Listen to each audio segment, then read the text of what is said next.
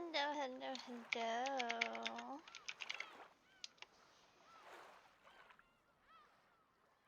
How's everyone's day today? I hope you're having a good day. Today I'm gonna do some more Umineko. Yeah.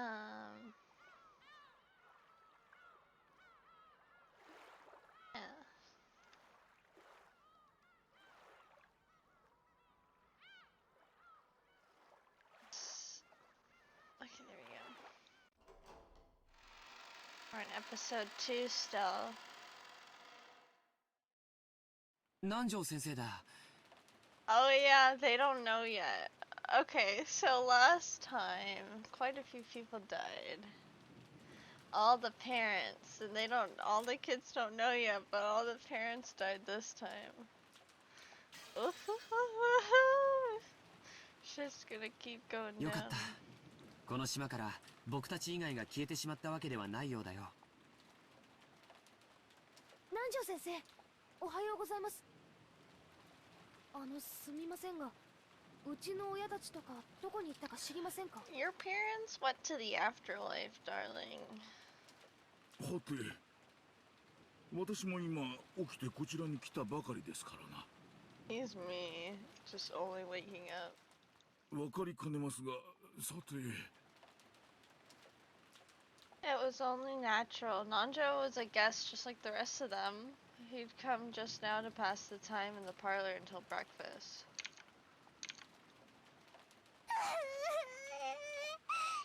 Oh yeah, and she's upset because her mother, before she died, or no, her mother's not dead. Her mother took her key.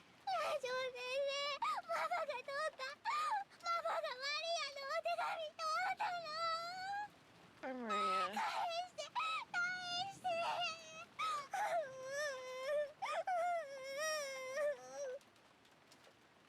Maria buried her face in Nanjo's plump stomach, sobbing and crying. Nanjo could do nothing but be bewildered by this ruckus so early in the morning. 誰かかけてくるぜ。ジェシカ、誰か来るぞ。From down the hall, they could sense people running hurriedly. They saw Goda and Cannon coming towards them. Normally it would be disgraceful for a servant to run inside the mansion, and yet Battler and the rest didn't even think to question that now. Maria's sobbing had become so unmanageable they wanted to ask anyone where Rosa was. But the two servants seemed to have bigger things on their minds than Jessica, who was leaving at them. Goda flew into the servant room, and when Cannon noticed that Nanjo was there, he bowed and approached the doctor at a quick pace before whispering something into his ear. 何ですって？ローザさんが。はい、ご案内いたしますので、どうかご同行お願いいたします。わかりました。こちらへ。Without saying anything more than that, Cannon finally noticed Jessica and bowed to her. He's like, okay, my girl's okay. But he wasn't, excuse me. He dashed back down the corridor by which he had come by Nanjo. By looking at how hurried they were, Battler and the rest realized that yes, something bad really happened. They saw Goda go through the door to the servant room. Sorry about that, which had been flung open. He was holding the receiver and violently pressing the hook. From that, they realized he was trying to call a hospital or the police. In any event, he was trying to call someone because a serious emergency had occurred. 行ってみようぜ。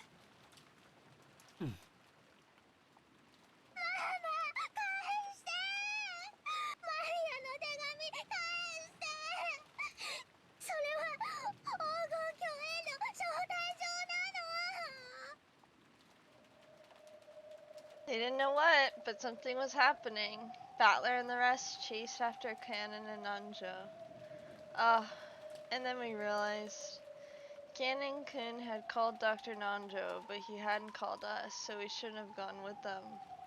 I wonder if Alice regretted her excess curiosity when she chased after that rabbit holding the clock. I was like, who's Alice? And then I realized, Alice in Wonderland.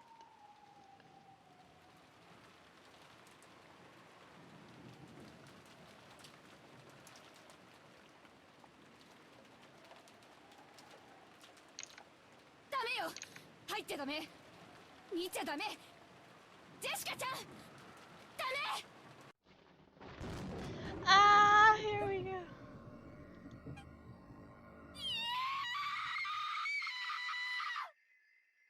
Damn. 母さん、父さん、何があったの？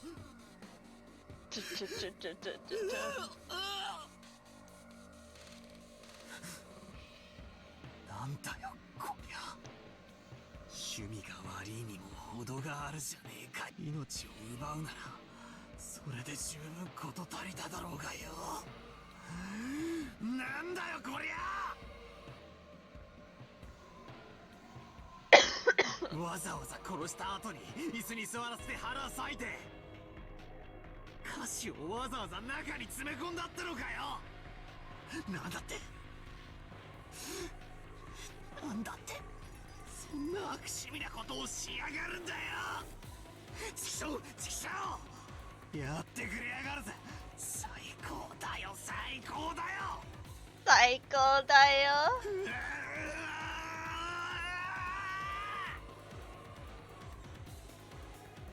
皆さんは外へ出られた方がいい。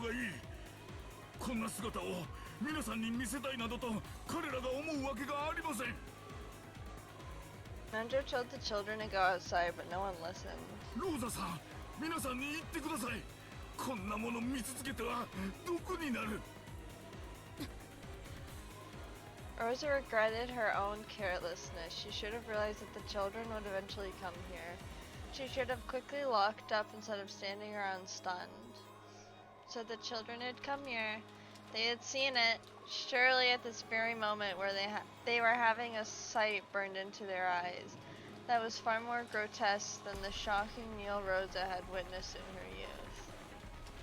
While she hugged Maria, who seemed to be too shocked to show any emotion at this gruesome scene, Rosa cried for them and their parents.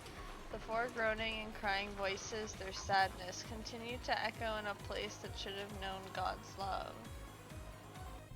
Ugh. クソ野郎がまたかよ。またこんな殺人を。しかも今度もやたらと凝った最高にふざけた殺し方をしやがって。 I mean, what is Butler expecting? The witch is showing that she's doing everything with her own power, like he said, because he said he doesn't believe her.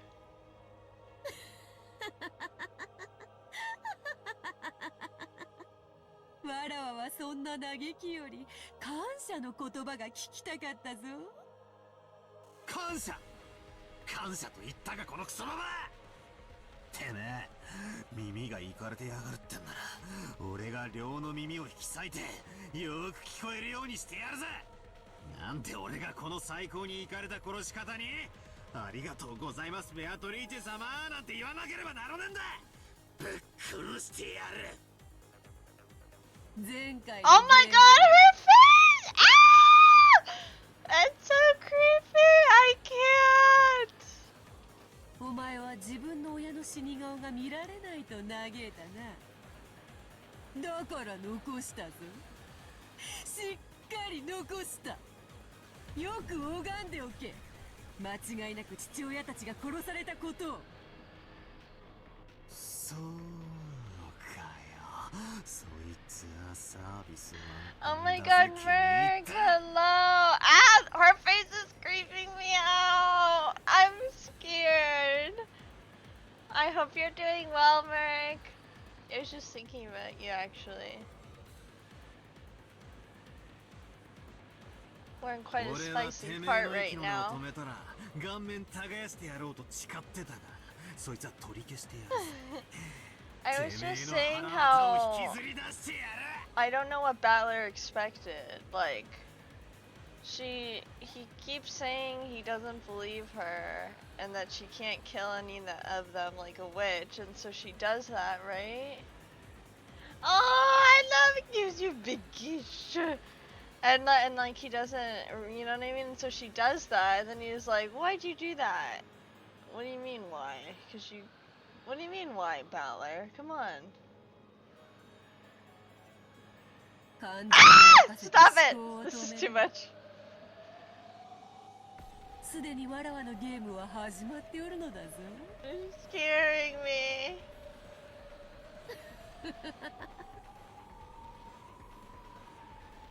わらわは今回はきれいに死体を残すことに決め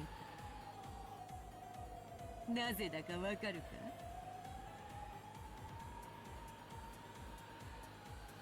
か？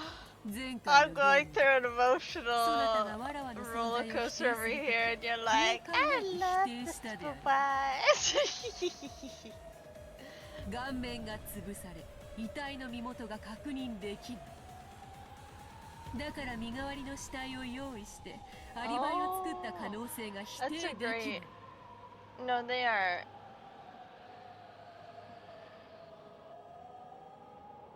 I like these phrases. This is a good point, though. I didn't think of this. その可能性が排除できない限り人間犯人説 But は yeah, 維持 well, I でき knew る。 I picked up on the supernatural part of it, but yeah, that's a great point. なんだと？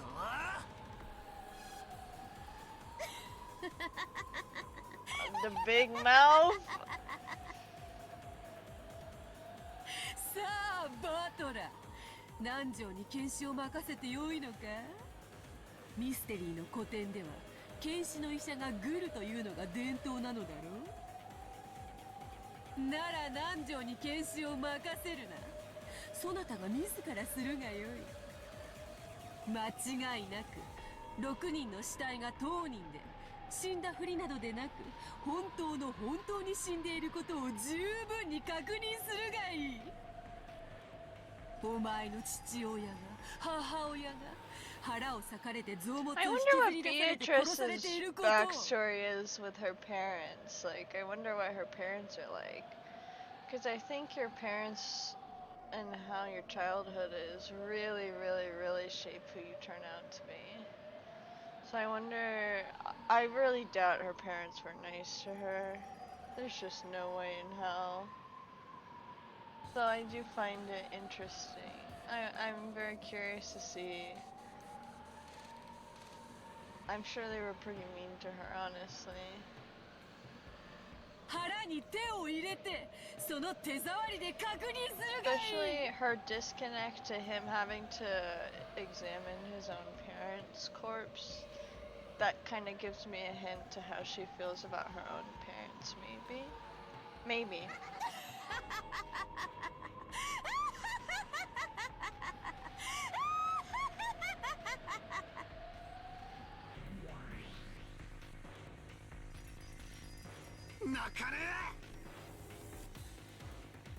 I won't cry! Crying is really good for you, though. It's such a healthy way to let out your emotion. Battler suddenly yelled. His tears were still dripping down, but as though scolding himself for being a sissy, he slapped his face hard several times with both hands. Aw, thank you, Omar. I'm glad you're here so I can talk about it with you. Even so, the tears still wouldn't stop. However, he felt a hot blaze in both his eyes. これだけの上等を決めやがった野郎に会話がっちり返させていただくぜ。なら泣く時じゃねえ。自分のすべきことを考えろ。 You can do it, buddy. Just kidding. There's no way in hell you're gonna be able to do 全然 this. ダメだ。 It is useless. 涙を流す暇があったら考えろ。 I mean, I don't dislike him. I know I say he's dumb a lot because I think he's definitely the dumbest person here. Holy fuck, is he the dumbest person here by a... Oh my god, I can't even tell you how far the land is sliding on how dumb he is. Like, that's how... But I don't dislike him, don't get me wrong. No, you know who I dislike. 2 of the people left alive. Ooh! 涙腺なんかひるませる時じゃねえ。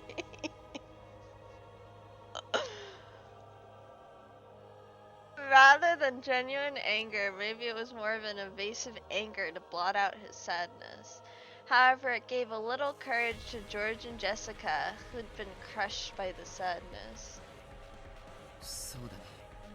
僕たちが泣いても起こってしまった現実は But crying's good for you. You shouldn't hold that in, especially right after your freaking parents died.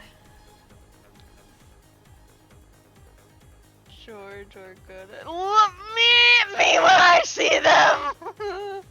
Oh, that emote's so perfect. Poor thing. じゃあどうすりゃいいんだ。私は父さんと母さんのために何をすればいいんだよ。ローザ様、戻りました。 I've returned and I've done absolutely nothing because I'm useless. ゴーダさん、警察はどうでしたか。対応の指示はいつ頃来られそうだと言っていましたか。 Well, actually, Miss Rosa said I wasn't able to get in contact with the police. それが電話が故 Yeah, 障のよう that's で what し I て、 thought. 非常用の無線機も試してはみたのですが、その天候のせいでしょうか、こちらも通じず。なんですって。 Oh my god. Come on now, abuse Goda Rosa. You have it in you. I know that. Do your job, furniture. Pa pa pa pa pa. あいつが電話線とかに採掘して警察に電話ができないようにしたんだ。 When she heard that the phones had broken down, Jessica immediately decided that it was work of the mysterious guest. Wait, really? That probably makes it so funny for you because you're like the freaking difference of me just blindly hating him and your friend just blindly loving him. That's really funny. He just wants to go. Wait. That's not all he wants to do. He wants to show off, be a prick, boss around the other servants, do as little work as possible and get all the fucking praise. Like, fucking prick, get the fuck out my way! Anyways, when she heard that the phones had broken down, oh, I already read this. Her eyes were bright red after so much crying, and they began to grow redder with rage. もう議論の余地なんかねえぜ。全てが分かってる。そうだと分かる。 He is! Thank you for 父さんと母さんを understanding. 殺したのは誰だ。 A loser meanie baby. Pretty, like, that's such a good way to put it. See, Jessica knows what's up. See, at least, okay, and you know what's about to happen? George is gonna shoot it down. Hey, let's jump to conclusion. Yeah, two sides of shit. I don't like him. I don't care. Meow. Meow. Yeah, Jessica knows what's up because Jessica's cool. 昨日来たとかいう魔女様に。 And now George is gonna shoot her down because George has this tendency to shoot down every single thing Jessica ever says. Watch. Just watch. ジェシカちゃん、お待ちなさい。ゴーダさん、カノ君、行って。はい。お嬢様、お待ちを。 Yeah, that's right. Sacrifice Goda. Covering her uncontrollable sadness with anger, Jessica ran outside, torn by emotion. Thinking about it hastily, maybe the mystery guest who'd arrived yesterday, Beatrice, was suspicious. I'm sorry. However, in that instant, there's absolutely no proof that she was the culprit. Well, he's always trying. You know, he needs to learn how to calm people down without completely shutting down everything they're saying. Meow meow. At this moment, she's just another guest, no more, no less. So Rosa, making an adult decision, was forced to stop Jessica in her rash rampage. Oh, so it's an adult this time, shutting down the only one who's right. Man, have I been in that situation before? The rage. The female rage is coming. I'm just kidding. Goda and Cannon picked up on this immediately and chased after her. Cannon rushed after a woman and hug her and fall in love with her and just get married. Oh, I love them together. Jessica was right. She was! Could the guess on... Oh, wow. Good job, George! You're doing some thinking. ジェシカの気持ちもわかる。 Shut up, Battler. 思い込み Yeah, たい of 気持 course ち you're は not gonna think that. 誰でもいいから犯人ってことにして横っ面をぶっ飛ばしてやりたい気持ちがある。 Wait, what was the other said?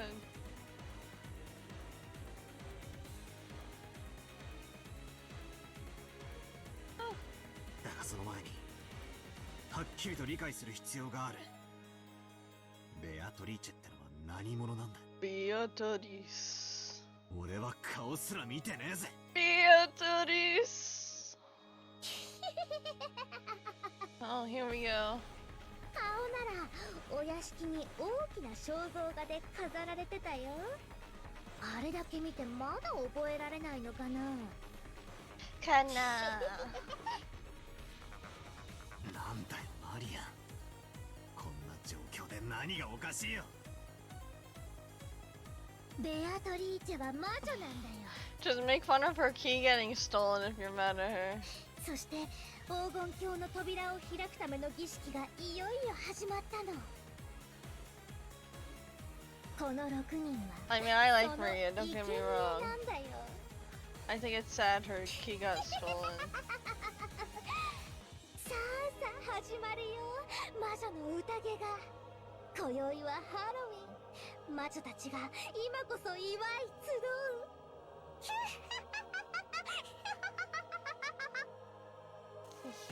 マリア、その気持ち悪い声で笑うのをやめなさいっていつも言ってるでし Oh ょ。 my god, not the abuse again. The crushed sound of Rosa slapping Maria's cheek echoed through the high-ceilinged chapel. Can she be next at least? Her and Goda. Or Goda, George, Kinzo. There's your sacrifices, Miss Beatrice. Ever since it started raining yesterday, no, ever since the island was swallowed by the typhoon, I felt as though something was wrong. It was bright and sunny when I arrived on Rokanjima, but since I'd gotten up early when I was sleepy, I took a nap. Me too. When I woke up, it had already started raining. And ever since that time, suddenly a mysterious visitor calling herself the Golden Witch Beatrice arrived. And it felt like I was sinking bit by bit into a bizarre world. What the heck happened while I was napping? Just what the heck is going on here? Am I supposed to believe this island was sealed off inside a different world, where common sense doesn't apply, huh? Who's this person called Beatrice, huh? Is some known person trying to involve themselves with the inheritance problem, just like our parents were freaking out about dinner last night? Huh? Or is the culprit this witch from the Legend of the Gold, just like Maria said? Even if we set Jessica's temper aside, given the circumstances, it's probably safe to say the visitor is the most suspicious. But we mustn't make up our minds based on that alone. Ah, it's useless. It's useless. It's all useless. Ooh, that's so exciting.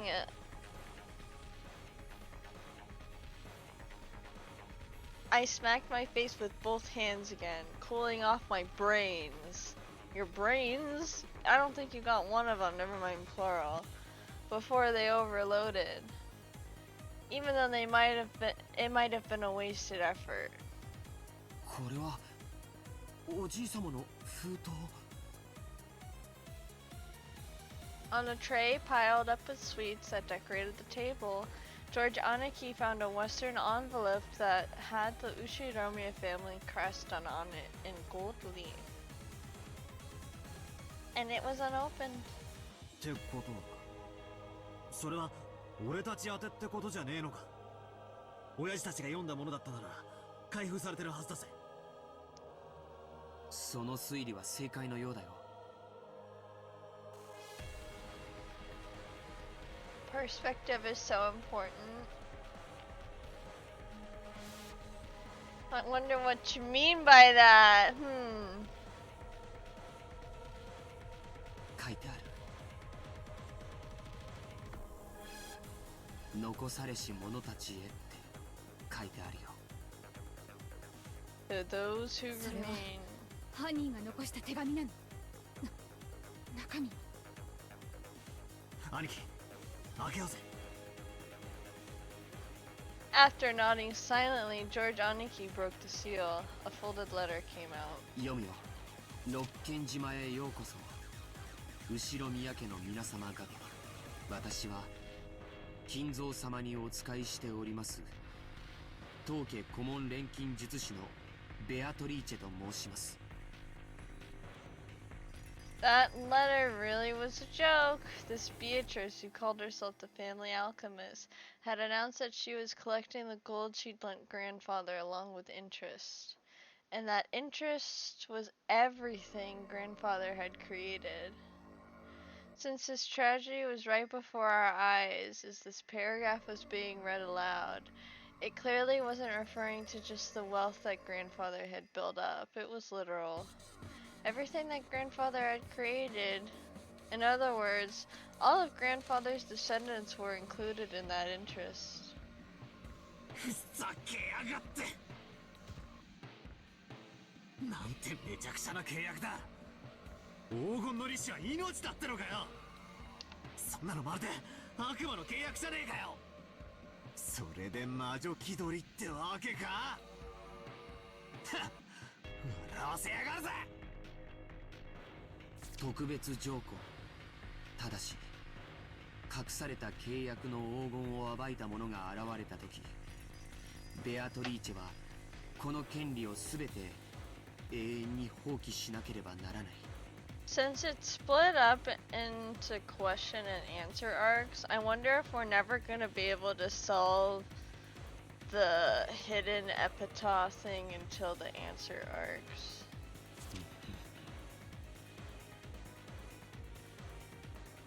But, so the epitaph is interesting though, because Beatrice gave Maria a key to the Golden Land straight up, and I'm pretty sure she I mean, it's up to you. Whatever you think is the best experience.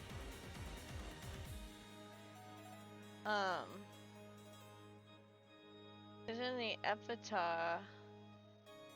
It says when you find the two at the end of the Sweet River or whatever, they'll give you a key. And Maria was given a key. So, I don't know. Oh yeah, you can tell me that for sure, what he meant by question and answer.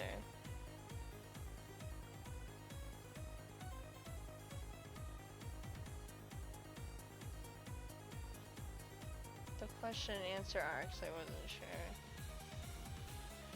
黄金の隠し場所についてはすでに金蔵様が私の肖像画の下に碑文にて公示されております。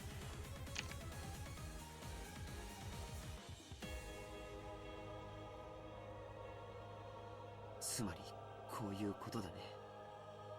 もしこの殺人が利子の回収行為だというなら、それを止める条件としておじい様に与えた隠し黄金を探し出してみろとこう言ってるんだよ。そしてその秘密は例の肖像画の碑文に隠されているとも言ってる。つまりこいつは魔女様の挑戦状ってわけか。黄金の隠し場所を記した暗号文を解けるものなら解いてみろと。そしてそれができなきゃ利子の回収をこの後も着々と進めていきますと、そう言ってぶっ殺してやる。上等だ。 You know, okay, sorry, let me read what you wrote first. Basically, Umineko's mystery can be solved with just the information given in the question arcs. There's a question Beatrice repeatedly asks Battler that'll come up, and you're supposed to be able to know based on the concrete info you get. Oh, okay. Oh, but if not, it'll give the answers in the answer arcs anyways. Well, there's a good chance I might guess it, but I won't be confident enough in any which. I'll probably be like, well, it could be this or this or this, but I don't know. It depends. We'll have to see. I mean, I'm only on the second question second chapter. But also, something I've noticed about Battler in the first chapter, he said something like really, really early on that was like really, really violent.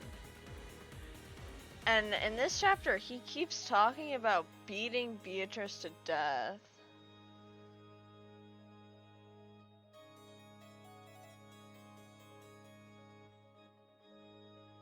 Or didn't like the answer. So he made the answer arcs as supplemental information. Okay. Kind of confused what supplemental means because I'm a little dumb, but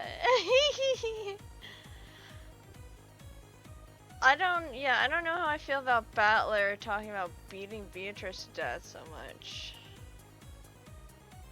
Cause it's a lot.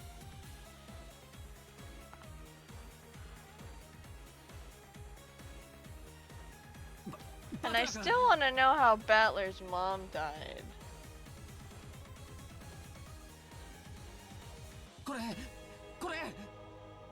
Or by supplemental, do you mean like it adds more information to explain why the answer was the answer?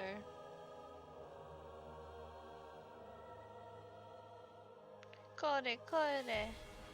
The table was covered with sweets, so even though these things were right out in the open, we just assumed they were sweets too. I mean, come on, you see them a lot, right? You know, the boxes of chocolate shaped like gold ingots? Oh shit.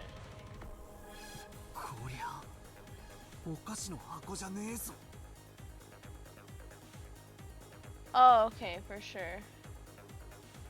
Thank you for explaining, by the way. I really appreciate it. Here's the brick of gold.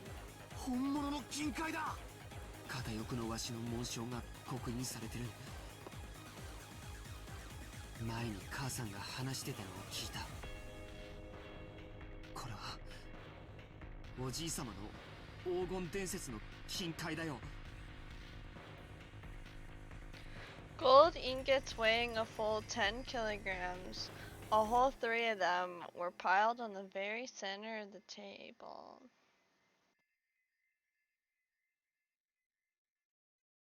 Those people are stupid. Yeah, that's pretty far away from me, so we'll have to see when we get there, but you know, I doubt I'll think it's pointless. It was where a cake would be placed if it was a birthday party. Man, now I want some cake. Oh man, I love cakes. Oh man. Cake that's not really cake that I also love? Cheesecake. Oh man, cheesecake's amazing. In other words, this was without a doubt the birthday cake of the party known as the family conference. Because of the perspective, like the manga has to draw stuff that may or may not be there because of magic and it gets confusing. Oh.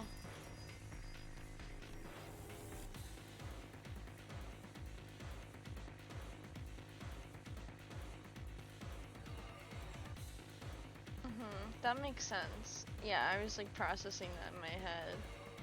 Because I was thinking of how the magic appeared in the game so far. Well, good thing I like visual novels.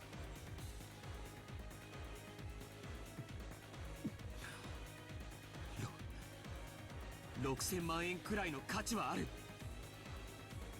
バカ野郎！安すぎる！俺たちの親が6人も殺されて、そこにバカにするんじゃね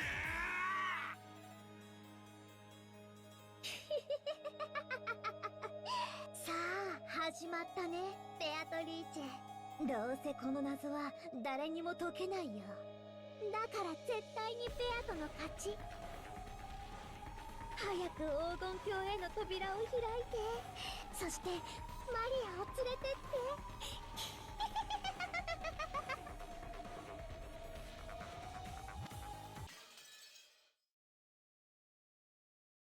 She is a Beatrice apologist.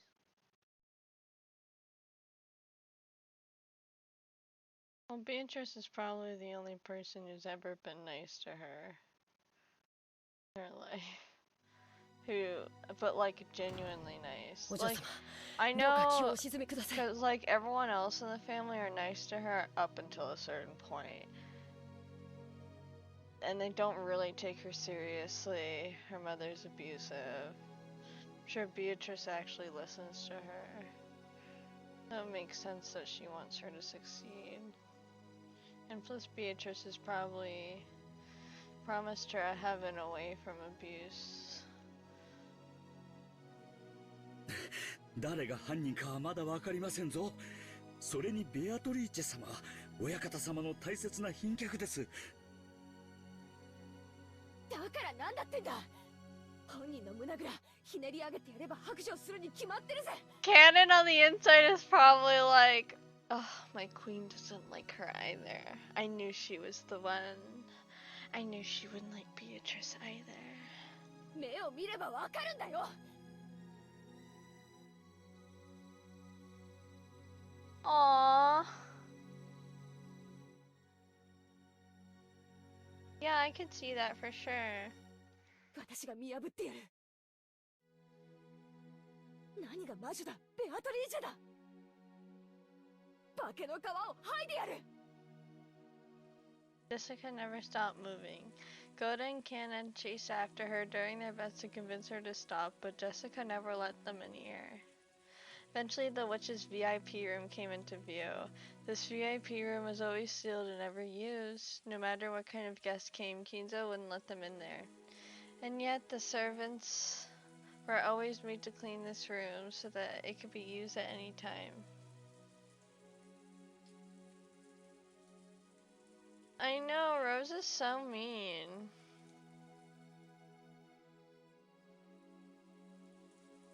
Like, it's annoying because I know it's because it's all just Rosa projecting her own insecurities about how she's perceived as a mother, but that's such bullshit.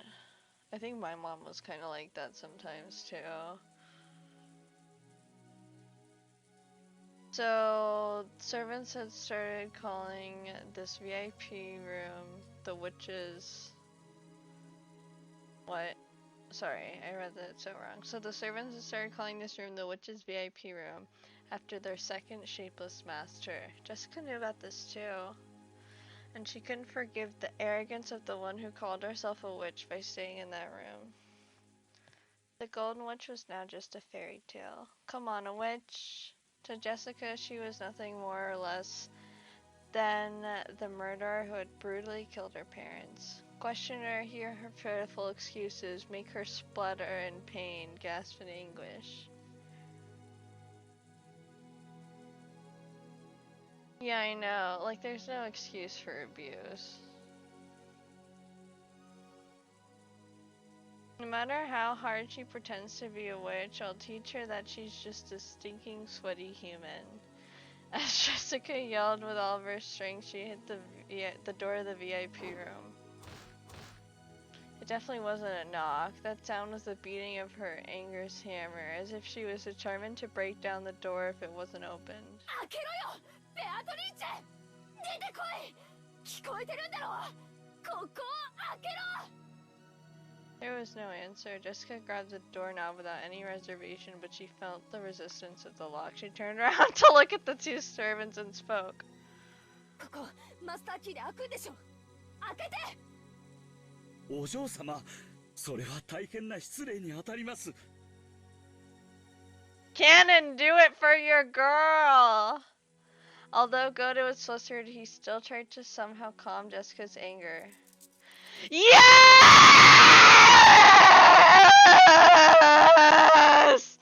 Oh, I love it so much. You don't know how much. I can't. I love it so much. I'm dying on the inside. He's like, that's my woman. I'm literally doing whatever she says. And I'm like, I literally love it so much. I can't. After hanging his head silent. I'm sorry. I couldn't contain myself. After hanging his head silently for a while, Cannon pulled a master key from his jacket pocket. カノンさん I just need them together いいん forever. ですかもしおられたなら無礼になるのは承知です。それにもしベアトリーチェ様が何の関係もないというならそれを僕たちに釈明して納得させればいい。そうだぜ、その通りだ。カリブゼ。 Jessica snatched the key from Cannon's hand violently and shoved it into the keyhole. Immediately there was a small sound, and she felt the lock click. Then, without asking permission, she flung the door open. ベアトリーチェ、どこだ？出てこい。 Jessica rudely stepped into the room. The witch wasn't anywhere to be seen. くそったね。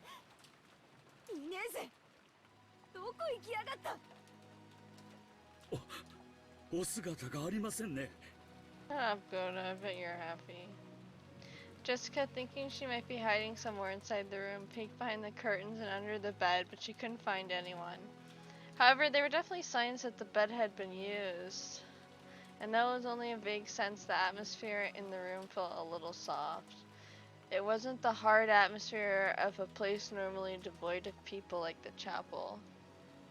You could definitely tell that someone had spent the night in this room, but she could not be seen. In reality, neither Jessica nor Goda had met Beatrice. They had only been told by those who had met her that she looked like a double of the character in that portrait, so they were doubtful about what her face really looked like. However, Cannon alone had met her. He understood what kind of being the witch was, what kind of personality she had. So, he knew that forcing their way in here to search for her definitely wouldn't work out. She must be watching us bitterly flail about in vain from somewhere staring at us. She's that kind of person. Because he was looking at things that way, Cam was the first to find it. The other two were concentrating on finding the shadow of a person so they didn't notice. Near a water jug on the side table, there was a single sheet of letter paper. On it was a short message. Nearby was a fountain pen, which had probably been used to write it. Cannon had already come to understand the witch. After finding the corpses, they had been overcome by rage and barred in here only to find no one, so of course the witch would mock them. You can't mock someone unless they know they're being mocked. So in other words, that's what this must be. お嬢様、ここに何か書かれています。書かれてるってなんだ。 Jessica dashed over and violently snatched a piece of paper away. She probably wasn't trying to be violent, she just couldn't control her strength right now. だと。なめやがって。 As soon as she read the message, Jessica went into a wild rage, crumpled up the paper and threw it. Then she grabbed a light stand by the bedside and violently swung it around, mercilessly hitting the walls and furniture with it. The light bulbs all shattered at once and the fragments were scattered across the room. お嬢様気をお沈めください Yeah, you weak ass bitch. No balls having ass. お怪我をなさいます離せよ。ちくしょう、ちくしょう。出てきやがれベアトリーチェ。よくも父さんと母さんを。そんなに私が怖いかよ。殺してやる。殺してやる。ぶっ殺してやるから姿を現しやがれ。だから離せって言ってんだろ。くそー。 This was written on the paper. 私がぬくぬくとここであなたが飛び込んでくるのを待ちぼうけるとでも知的な夜に粗暴なるあなたは似合わない。こんな間抜けに育てた親はどんな顔？見たよ。本当にそっくりな間抜け面。今はお菓子の国でお腹いっぱい。It was the sort of thing that the witch would write. It meant she predicted that one of the children who'd lost their parent would come running in here. If she's hiding somewhere in this room, she must be rolling around laughing now. The witch was that kind of person. She sneered at people's misfortune, using it to stave off the boredom of 1,000 years. これはお渡しください。お怪我をなさいますと申し上げております。 Shut up, Goda. The only one who can touch her is Canon. 放てって言ってんだよ。くそくそ。 Goda snatched away the light stand Jessica had been holding. After all, if she kept swinging it around, she might end up smashing it against something which could cause serious injury. To Goda's eyes, Jessica probably looked mad with rage, burning herself up with flames of anger, but Cannon's eyes saw it differently. Those were probably tears of sadness hidden by rage, so when the light stand was taken from Jessica, when she started crying on the floor, scratching at the carpet almost as though she was groveling, Goda was surprised, but Cannon was not, of course. She had lost her means of crying by lashing out in rage.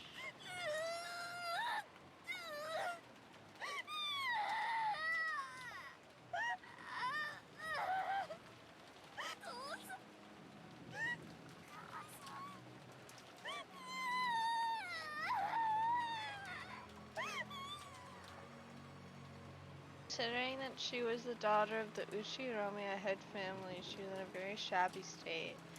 She scratched at the carpet with her fingernails, and even her feet were scratching. Jessica cried very, very hard. So hug her, Cannon! What the hell? Because if she didn't, her rage would start building up again and swallow her up. But over and over again, she remembered that humiliating message. I can only imagine what the parents who raised you to be such a moron must have looked like. 父さんも母さんも頭が良かった。私なんかとは違う。本当に頭が良かった。悪くなんかじゃない。取り消せ。取り消せ。 Alright, I saw them and they look just as moronic as you. Now their bellies are full in the land of sweets.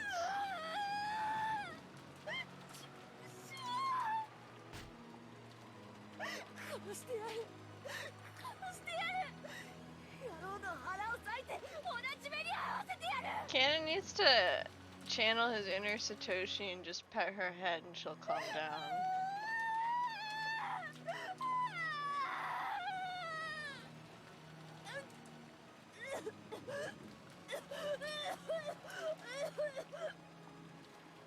As Jessica cried and screamed, she triggered an asthma attack. The servants watching over her hurriedly ran up to her and rubbed her back, but that only provoked Jessica's wrath. そんなことする暇があったらあいつを探せよ。探し出して私のところへ連れてこい。お前らが行かないで私が探せ。そしてこの手で殺してやる。腹を引き裂いてやる。触るんじゃねえぜ。畜生。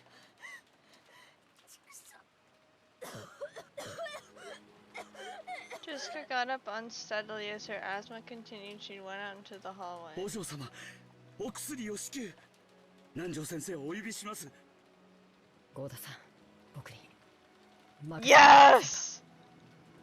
Cannon had noticed. Goda, who was vastly separated from her in age, probably couldn't sense the tears were in Jessica's heart. Cannon, who had noticed, had to be the one to support her. 観音さん、いいのですか。今のお嬢様には涙を流す時間も必要。ご両親のあんな死に方を目の当たりにしては。そうですね。 Goda also understood. He knew that Jessica and Cannon had shared a vague relationship with each other. So he understood everything and left it to Cannon. わかりました。Alright, you did one thing good, Goda. I'm not mad at you for leaving them alone. I'm not mad at you for leaving them alone. Maybe you can live another day for that. Cannon's voice was frail, but he nodded firmly. After looking at his eyes, Goda nodded firmly as well. Goda was a veteran with many years behind him. He's not worthy of being called a veteran. He's seen a great number of people in his life, so he knew the vigorous sparkle that could be found in the eyes of those who possess self-control. He had surely seen that in Cannon's eyes, so he would leave this to Cannon. When you think about it, maybe this was the first time Goda had ever trusted Cannon and relied on him for a job. Jessica, still suffering from her asthma, seemed to be headed towards her room, though she kept leaning against the wall. Cannon followed her wordlessly. If she had asked for a hand, he would have leapt forward and supported her, but until Jessica did ask for that, he chose to hide himself, watching over her from a distance, where he could come to her rescue at any time. When people feel their hearts are about to explode from sadness and want to have someone by their sides, you can bet 10 billion of them would want to turn around and find someone in the place Cannon now stood, as he watched over Jessica from behind. Then finally she delved over in front of the door to her room. The asthma attack had stolen all her strength. As her thoughts had gotten hazy from the lack of oxygen, making it impossible to even stand up again, but right then, Jessica didn't think she wanted someone to lend a hand. She still hadn't been able to overcome the flames of anger. Even if someone had offered her a hand with good intentions, Jessica would have wanted to tear it off right then. She knew how unfair that would be, so she definitely wouldn't ask for help until she overcame the fiery anger burning inside. Jessica had probably lost the willpower to even call for help. But Cannon had heard it. He definitely heard it. Cannon definitely heard that voiceless call for help, one shared by the miserable grievers the world round. The endless scream that no one ever seems to hear. Cannon quietly knelt by Jessica's side and wordlessly offered her a shoulder. Though Jessica kept coughing painfully, she accepted it, unlocked the door to her room, and entered. こちらへ。今、お薬をご用意します。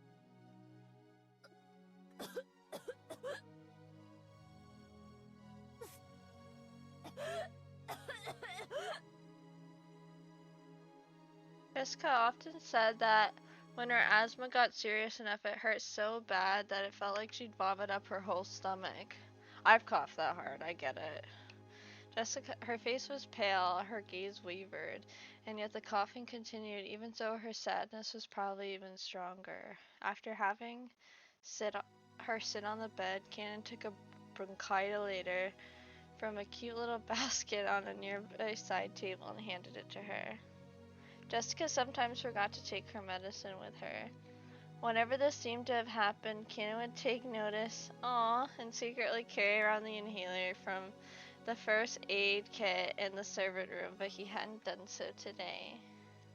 He scolded himself as though wondering how he could call himself furniture. Yeah, that's right, call yourself human instead, dumbass, after failing to bring it with him on a day like this. Then he remembered the day when he'd used that word and somehow betrayed Jessica's feelings. It jarred Cannon's heart, but he felt it would be indiscreet to think about something like that, considering how Jessica felt now, and he locked it up inside the depths of his heart.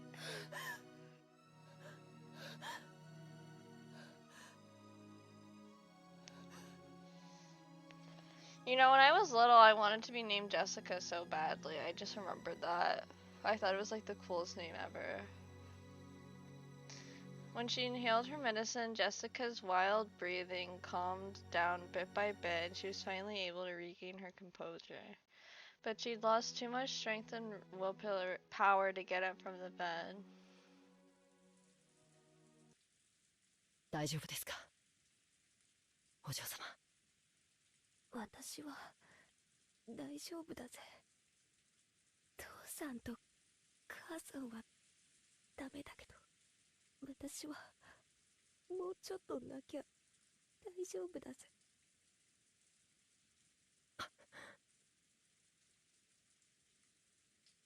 Cannon regretted his poor choice of words. Did he really say, "Are you alright" to her? Was he really that clueless of the pain in her heart? This is what made him furniture. This is why he couldn't become human. 廊下におります。ご用がありましたら、すぐにお呼びください。Shannon understood that she still needed some time to cry alone. He told her, just literally lay in the bed with her. He told her to call him at any time bound and tried to leave the room. Oh. 何か Literally just stay with her. Jessica had spoken up as though she wanted him to stop, so Cannon had stopped. If she asked it, I'll do anything I can to help her. Right now I'd become even a cane or a chair if it would ease the pain in her heart. If by doing that I could make up for the pain I dealt to her heart on that day. For a while Jessica stared into Cannon's eyes. It was as though her reason for stopping him was something she couldn't put into words. For a while, neither spoke. Jessica broke that silence with a small voice. ごめん、なんでもないぜ。しばらく一人になりたいって。ロザおばさん、一人には Yes!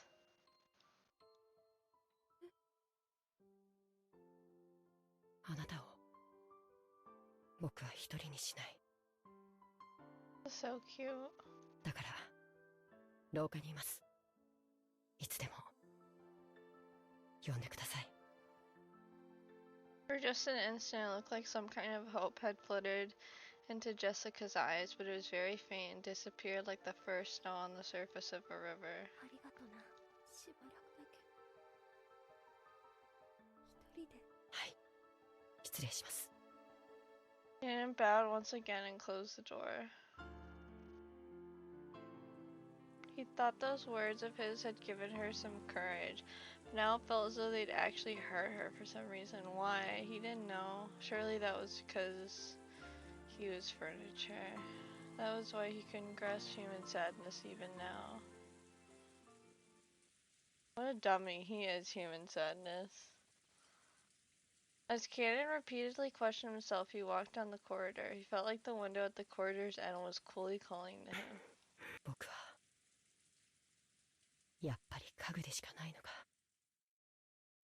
Still pouring outside, a dark, gray, cold world. Even on days like this, Shannon would surely see the ocean and know that it was blue. But to my eyes, even if it cleared up, it would only see gray. Until I can understand the blue of the ocean, I'll be nothing but furniture imitating a person. 本当に女心のわからぬやつよ。ああいう時は黙ってそばにいるのが正解だ。だからゆえに貴様は家具なのよ。貴様。 There shouldn't have been any trace of human life in this corridor. It had been an empty corridor filled with frigid air, but the scoffing words approached Cannon from behind. When he turned around, he saw that witch. That witch who hadn't shown herself when Jessica had searched with her with rage, bordering on madness, who had left that sneering letter to toy with Jessica. 女の傷つけ方は3つある。特別にわらわが教えてやろう。一つは刃物で傷つける。一つは心で傷つける。そして最後が一番難しく、一番効果的に傷つけられる。なのに意識せずして傷つけられる。わかるか？わかるわけもないし、知りたくもない。期待を裏切る。だ。女ほど夢見がちな生き物はいない。勝手に夢を見、勝手に傷つく。お前のような距離の男が一番女を傷つける。She's kinda right, though. Oh, she kinda spitting the truth, though. わかるまいな。どれほどジェシカを傷つけてきたか、全く考えが及んでいまい。家具だから。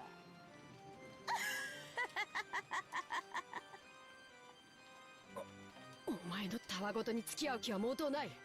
僕を嘲笑うためだけに姿を現したというのか。 Mark, they better get together eventually, or I'm gonna cry. I don't want them to be together already. I barely got Satoshi and Shion together. Okay, I need this. うぬぼ I れる need な this. か貴様ごと嘲笑うにも足りぬわ。 Spoil that for me. I need it.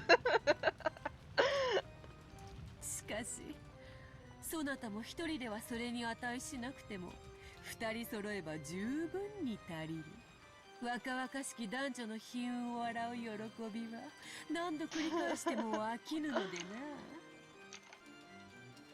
なんだと。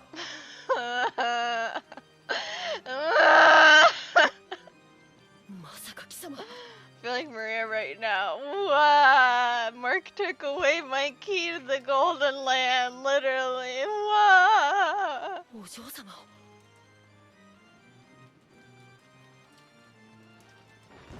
第二の番の生贄に寄り添う二人が必要なのでな。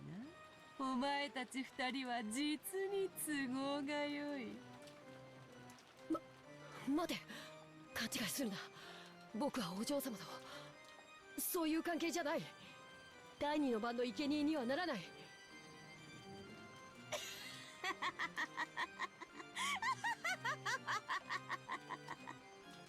だからお前はジェシカを傷つける。だからお前は人間になれぬ。ならばよいだろう。貴様がジェシカを思い人と認めぬならばそれを受け入れてもよい。だがジェシカは殺す。なぜ。このバカが決まっておろうが。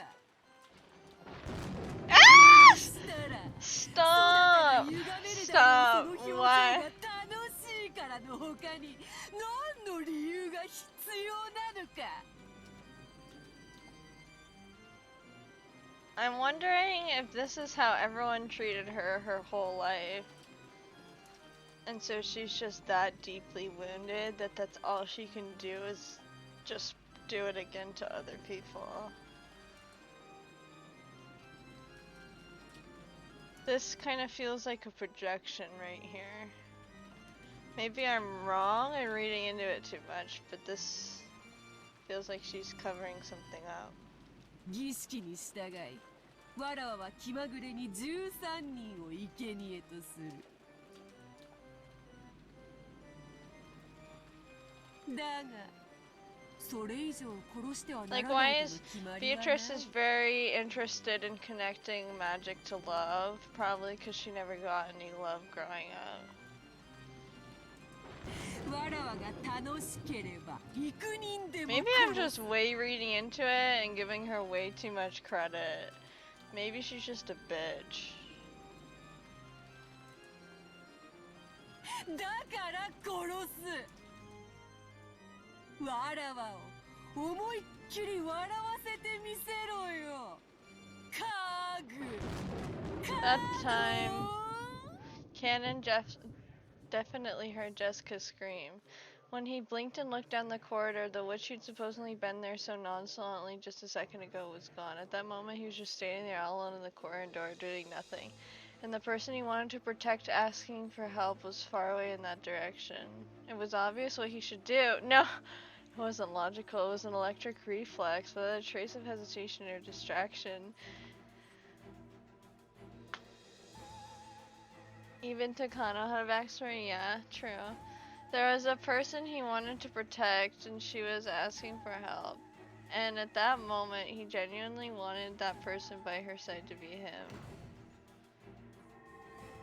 When he flew into Jessica's room, the scene greeted his eyes was a bizarre one. The room had become a fantastical world where a blizzard of golden-colored specks danced, almost as though the gold leaf had been scattered inside a snow globe. No, that's not it. I've seen this spectacle before. This isn't gold leaf, it's countless golden butterflies, Beatrice's minions. Jessica was surrounded by countless butterflies, waving her hands around, frantically trying to drive them away. お嬢様。カノン君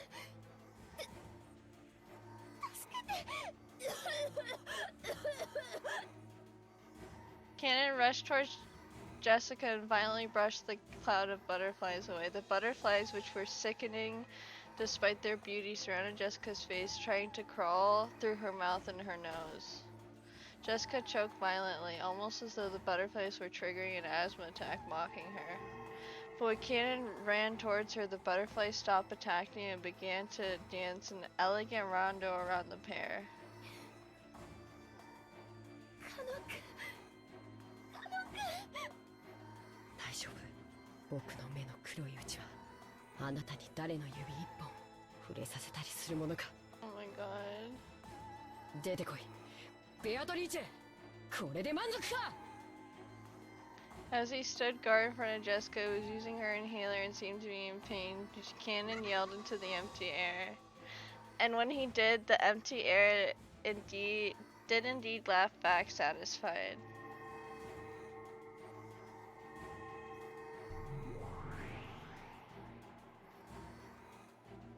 Then she showed herself.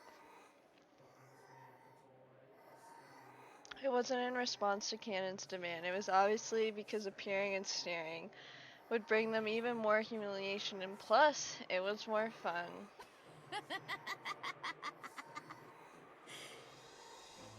これで全ては筋書き通りよ。今やそなたは訴状の恋よな。いや、二人が揃ったのだから、カモとネギと呼ぶべきか。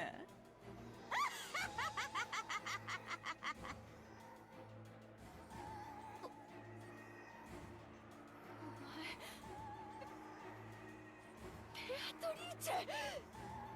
お下がりください。お嬢様、僕が守る。 Protect your woman. 姫に騎士が揃わば魔女が現れるのは必然よ。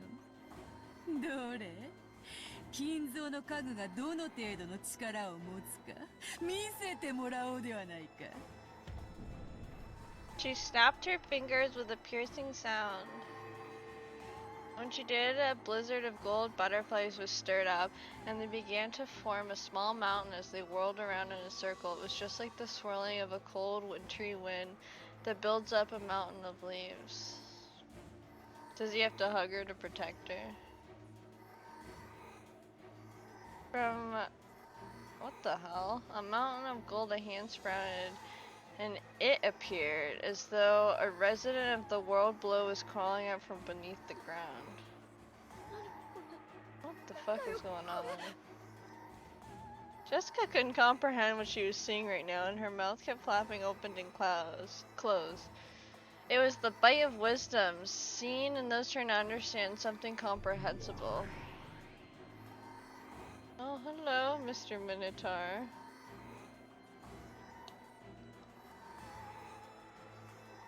That thing that crawling up was probably an attendant who served the witch. It appeared to be wearing a uniform suitable for the one who served. But its face was wrong. It looked strange. Well, it's because it's a bull.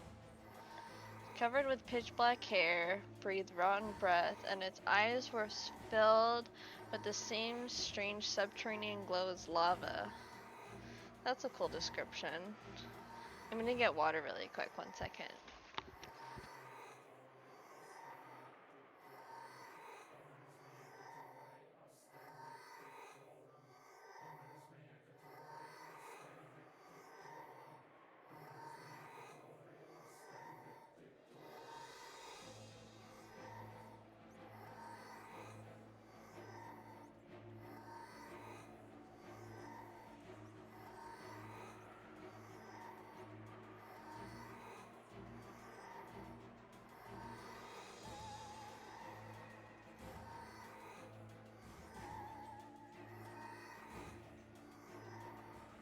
And to symbolize its non-human status, it had 2 horns.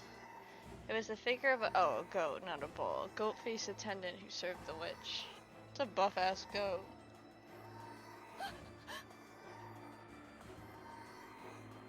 By now, Jessica had no idea what she should say. All this happening in front of her couldn't be explained with common sense, and she couldn't do anything except open and close her mouth. Like a fishy. Jessica hadn't realized. She hadn't realized that this island had already been cut off from the rules of our world. But there were some things even she could understand. This goat attendant served the witch and was after her life. And apparently the witch had already given the order. She was looking at Canon with an expectant gaze. She looked at him with an expectant and therefore challenging gaze, asking him how he intended to protect this maiden. Though the attendant had looked especially bestial while crawling to its feet, you could see in the way it carried itself and possessed itself with enough grace to be worthy of serving the Golden Witch. And you could tell that it was overflowing with joy of furniture wanting to meet its master's expectations. 見せてもらおうではないか。金蔵の家具の力を。今度は間違えるの？家具であることを忘れるな。この後に及んで人間のふりを続けるのなら、死ぬのはお前だけでは済まぬぞ。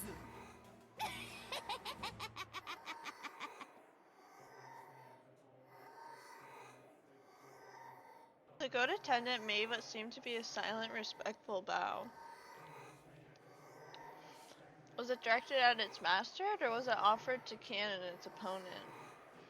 Then on the attendant's hand, a blade of wicked malice appeared. Oh my goodness.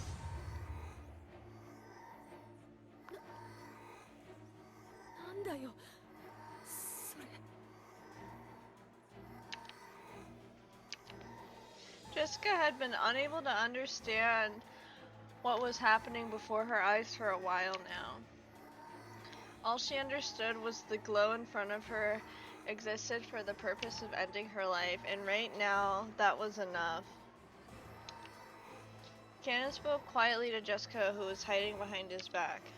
お嬢様、壁に下がっていてください。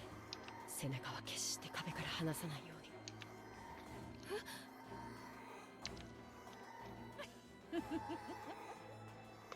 姫君はおとなしく騎士殿の背中に隠れているがいい。自らの命を男に守らせる醍醐味でも存分に味わえばよい。さあカノン、お前の刃を見せてみよ。 Does he get a blade?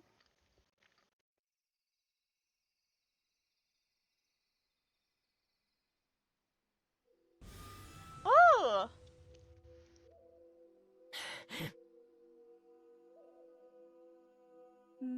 美しい。金蔵は家具を生み出すことに関してだけはわらわの足元に及ぶやもしれぬ。こんなものバラの手入れにも使えない。カノン君、それは見せたくなかった。よくぞ抜いたぞ。思いを寄せる女の前で己が人間以下の存在であることを晒した気分はどんな。黙れ。 But she doesn't care about that. She likes you.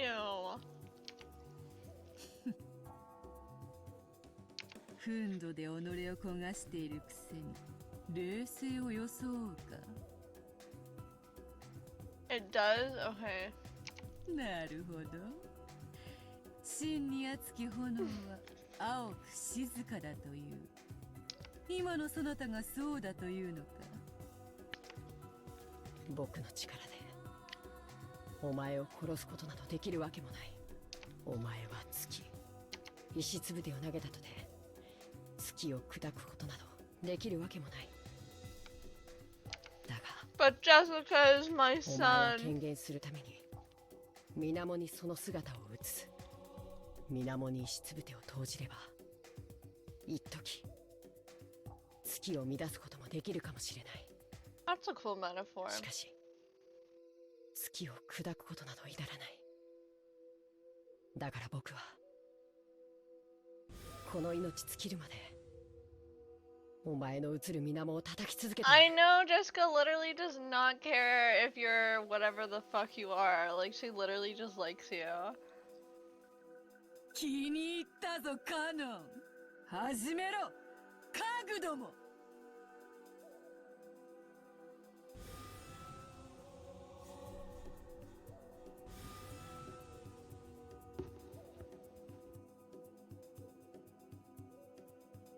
Oh my god, he went flying! He's defending his princess. ほう、美しい奇跡だ。 The witch's words of admiration broke the silence, and for just an instant they broke Jessica's paralysis.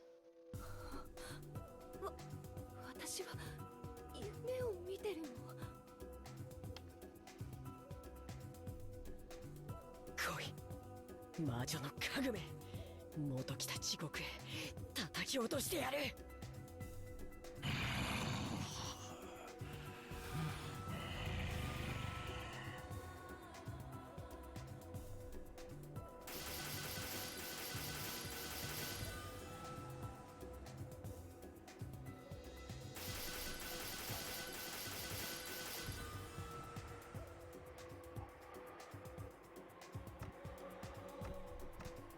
A strand of red had been left on Cannon's cheek. The witch saw this and grinned broadly. 勘が戻らぬことを言い訳につぶやいてもよいぞ。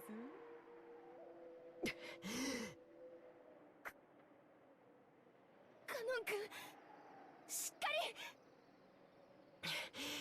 大丈夫、僕はまだ死なない。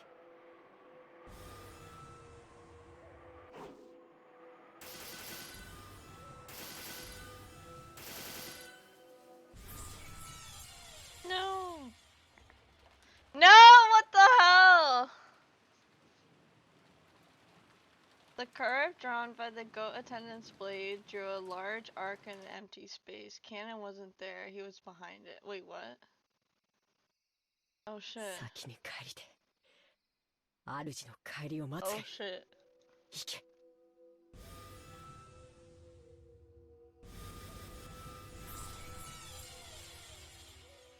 If this battle of drawing sparkling curves was chess, then Cannon coming from behind was check. And press, press, press, press. Use 7 more moves and make it mate. Perhaps the goat's attendant hadn't been granted the ability to go into death throes. As its knees buckled and fell over, it broke into a bunch of gold butterflies with a pop. So there was no sound of it hitting the ground. Even those unable to understand this battle would surely realize that Cannon had been magnificent. ハンドメイドには勝てぬか。そこまで見下げたものではないらしい。次はお前だ、ベアトリーチェ。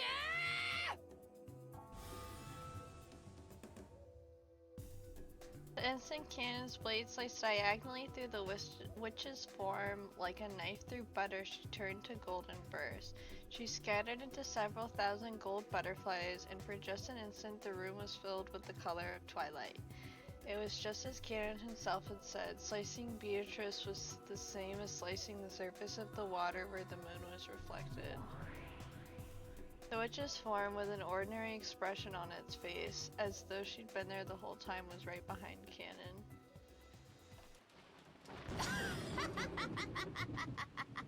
十分に面白い見せ物であったぞ。それに免じ見逃してやろうかと思ったが、今の無礼で気が変わった。嘘をつくな。お前にお嬢様を殺させはしない。たとえそれが無理でも僕より先に殺させはしない。お前にはそれすらできぬわ。喋るな、 Oh my 家具 god, が。 stop that face. 無口であれ家具が。身の程を知れ家具が。カノン君は家具なんかじゃない。ほう、なぜそう言えるのか。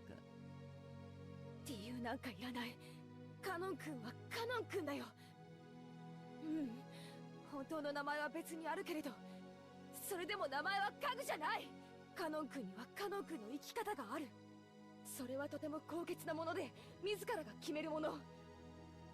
家具だから意見しちゃいけないとか、家具だから自分の人生を持っちゃいけないとか、そんなのないよ。お嬢様、あいつを挑発してはいけません。うん、はっきり言っておくぜ。カノン君は家具じゃない、人間だよ。どうして？カノン君は自分の意志で私を助けに駆けつけてくれた。そして恐ろしい魔女であるあんたの前に立ちはだかってくれた。私を見捨てることなんていくらでもできただろうに、そうしなかった。自己犠牲は人間だけが持つ高潔な精神だ。だからカノン君は人間なんだ。だから訂正しろ。カノン君を家具だなんて呼ぶな、二度と。お嬢様。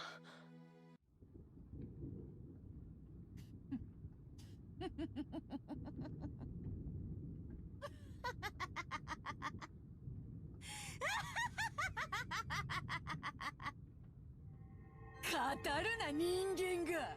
とっとと終わらせよう。何しろまだまだ第二の番。互いの尊厳を認め合う寄り添いし二人を今こそ生贄に捧げよ。さあさあおいでなさい。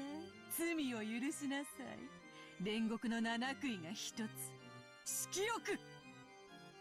The witch summoned her furniture with a mixture of laughter and anger on her face. She mad. Oh, I'm glad we get to see the demons. That's cool. I really like demon lore. She's probably mad she's never gotten to experience love like that. Even though Kinzo loves her, she doesn't love him like that. And plus, Kinzo doesn't even love her. He trapped her. 第二の番を速やかに遂行せよ。わらわに瞬きを三つも許すな。仰せのままに。 She's so cute though.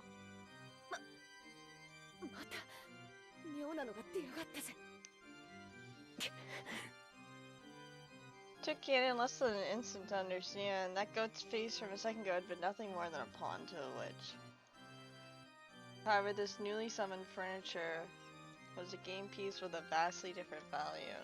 素敵な獲物に恵まれるなんて、なんて幸運なのかしら。怯えてる？かわいい。来い。 She's cute. 魔女の家具、お前には殺されない。私の姿を追うこともできないノロマのくせに生きがって。行くわよ。ねえねえ、どこがいい？どこを貫いてほしい？お答えなさいよ、かわいい子。あなたの好きなところを思い切り貫いてあげる。さあさあ、お答えなさいよ、かわいい子。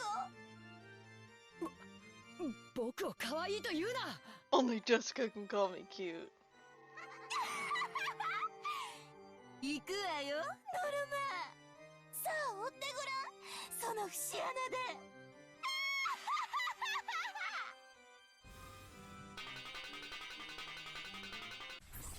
No.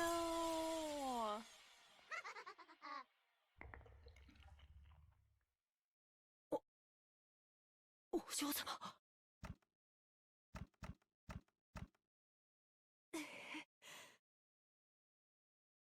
目では追えなかったけどよ、読みは当てたぜ。さあまあ、見やがれ。 No, he threw herself in front of her, or in front of him, didn't he?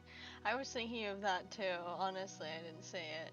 Cannon's back had been the target, but Jessica had predicted it. She predicted that the witch's target would be the complete opposite of fair and honest, his back. But she had no way to block it. She hadn't planned on it being some act of self-sacrifice. She just couldn't think of any other way to protect Cannon's back, so she could do nothing but block it with her own back. The furniture of the witch, which had changed its form into a demon stake, was buried deep into Jessica's back. It was an obviously fatal wound that reached as far as her lungs. That's like how Canon died, but with into his chest, the first chapter.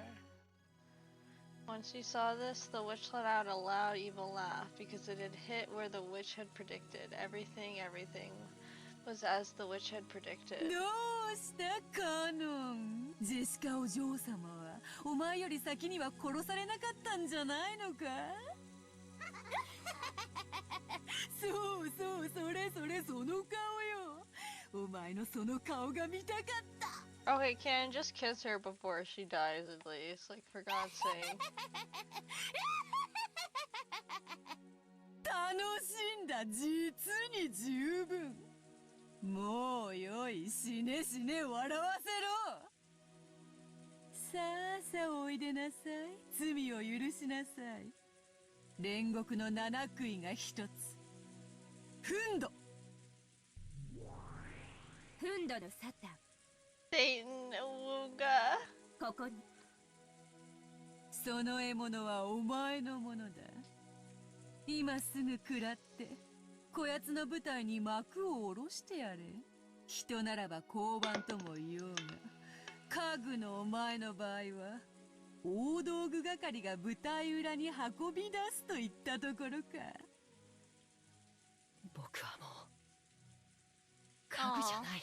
そしてそれを二度と疑わない。なーに？あんたまた私に殺されちゃうの？ Again, yes, she remembers.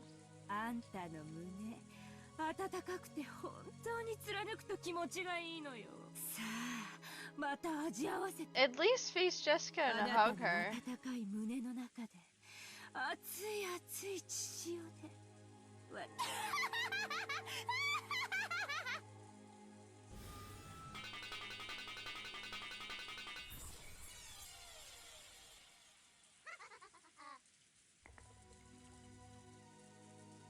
There was no way to block it. The sound of a woodpecker filled the entire room, and before he could blink, he's already right in the center of his chest. When you take a piece in chess, the rules say that it's impossible for your opponent's piece to defend itself. So this was an obvious result in accordance with the rules. Ganon landed on his knees, and he apologized, not to the witch, and not to Milady. He apologized to Jessica. ごめん、守りきれなかった。気にしないで。 Oh, she's so cute. And finally fell over. He landed next to Jessica, and the two there lay there like the constellation Gemini. Aww. 僕はさ、もう家具じゃないよ。はい、それに気づくのが遅すぎた。君の本当の名前聞きたかった。 Oh, I'm gonna cry. 僕の本当の名前は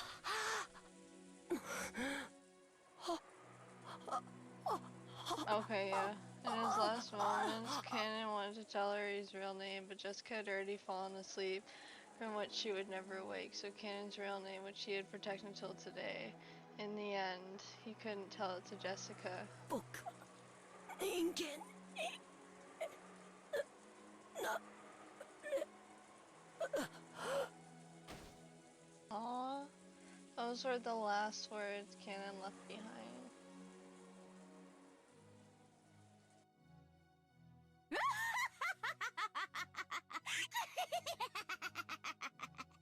笑わせるな家具が。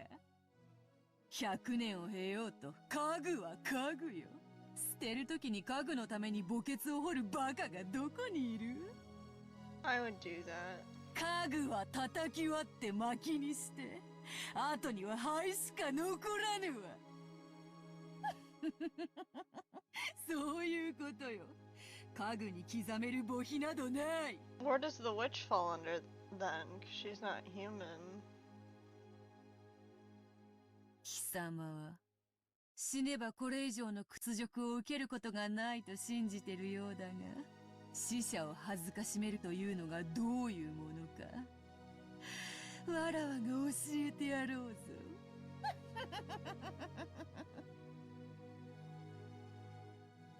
After taking a puff from her pipe, the witch breathed the smoke at Cannon's corpse. When she did, Cannon's corpse softly floated up into the air and disappeared as though it had been eaten by a mouth in empty space. The witch played dirty until the very end. The corpses of the pair who managed to understand each other in the very end were not even permitted to be close. Aw, if someone had been watching, they would probably say mournfully, "So this is what you meant by disgracing the dead." However, Beatrice was far crueler than that. The reason for that would soon become apparent. Well, I'm glad it's soon, because I don't understand.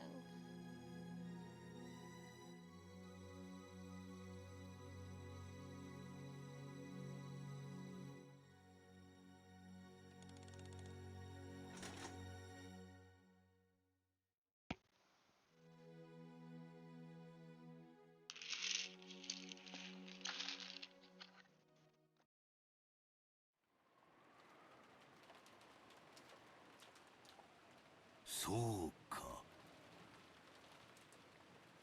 始まったか。Fuck you, Kinzo. はい。 Even though Kinzo had received the news of 6 deaths, his emotions did not waver. The expression on his face as he gazed out the window was a smile, as though his opponent in a chess game had just made a spectacular move. It was hard to imagine that such an expression could ever appear on a father who had lost so many children at once. ローザ様のご指示でゴーダとカノンが警察へ電話しております。それから親方様に以後のご指示を仰ぐようにとも仰せつかっておりますが、いかがいたしますか。すでにこの島は現世から切り離されているのだ。電話など何の役にも立たぬわ。やめさせますか。ルーレットが終わるまで何をして過ごすも自由だ。好きにさせてやれ。はい。そのローザ様には何とお伝えいたしましょうか。何をして過ごすも自由だと言っておる。歌おうが踊ろうが。Why is he such an asshole? 首をつろうが煮えたぎる大釜に飛び込むも自由。You should do that instead, honestly. 13人が死ぬまで好きに過ごせばよいのだ。そんなに退屈ならば、なぜに 6×9 が42になるかでも考えていればいい。それが人と宇宙の神秘の答えだ。はい、申し訳ございません。 Jane cowered in fright at the sudden rage. Genji made a gesture as telling her not to speak out of turn. Chan couldn't help but regret saying だが too much. 自由にしてよいのはお前たちもだ。源氏、そしてシャノン、今日までよく私に尽くしてくれた。もったいないお言葉です。ですが私どもは親方様にお仕えすることを誓った家具です。いついかなる時でもおそばに控えております。最後のその時まで。お前たちには全てを話しておきたい。Well, シャノン、遺言を書く。筆行を頼む。源氏はいつもの酒を頼む。はい。 Sanjo often recommended that Kinzo write a will because of his health. But each time he had, Kinzo had gone mad with rage. Ever since then, you'd think will would have been the word Kinzo hated most. After hearing such a word come from his lips, Shannon couldn't help doubting her ears for an instant. Shannon hurriedly prepared the side table and some writing paper. Genji followed his orders and began preparing the usual Green Eagle drink. 準備が整いました。 Is that Rika's mom's voice? 何から語るか。我が生涯を語るもよいか。思い出深い対局を棋譜に残すのは楽しいことだ。100年以上も昔の棋譜を読み、対局者たちの思いを探る思考の旅も実に楽しい。ならば、我が生涯の棋譜も、後世の者によって我が思いを探る旅への誘いとなるのだろうか。For a while, Kinzo pondered over whether he should begin, strutting all over the room, over where he should begin, strutting all over the room with his hands behind his back. 親方様、どうぞ。すまんな、我が友よ。さて、我が生涯を語るには、あの魔女との出会いから記さねばなるまい。シャノン、筆記せよ。私がベアトリーチェに初めて出会ったのは、だいぶ以前に遡る。あれは昭和の何年だったか。確か終戦の。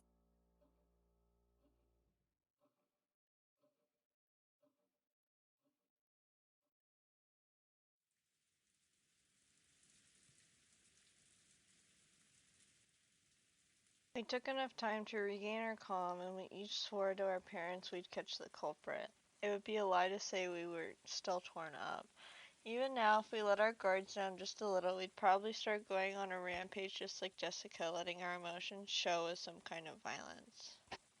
According to what Goda-san said, after he got back right now, Cannon-kun was looking after Jessica. Apparently, she was still very emotionally high-strung. そう、ありがとう。若い子の気持ちは若い子の方が汲み取れるかもしれない。今はそっとしておく方がいいんでしょうね。ローザさん、私らにこれ以上ここにとどまってできることは何もありません。電話は普通でしょうが、明日になれば船が来てくれて、それで警察へ連絡できるでしょう。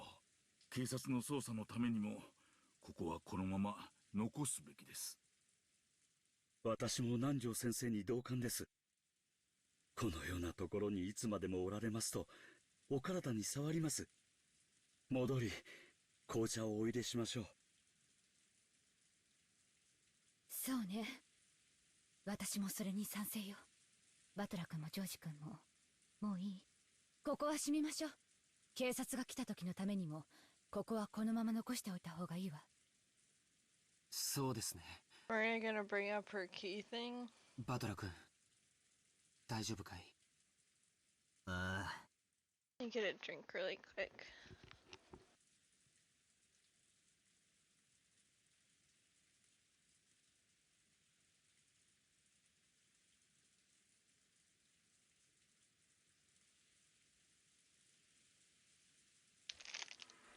流せる涙は流し尽くしたぜ。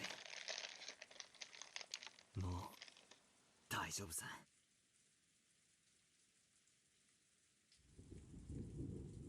The police would surely find some evidence during their thorough. Surely, yeah.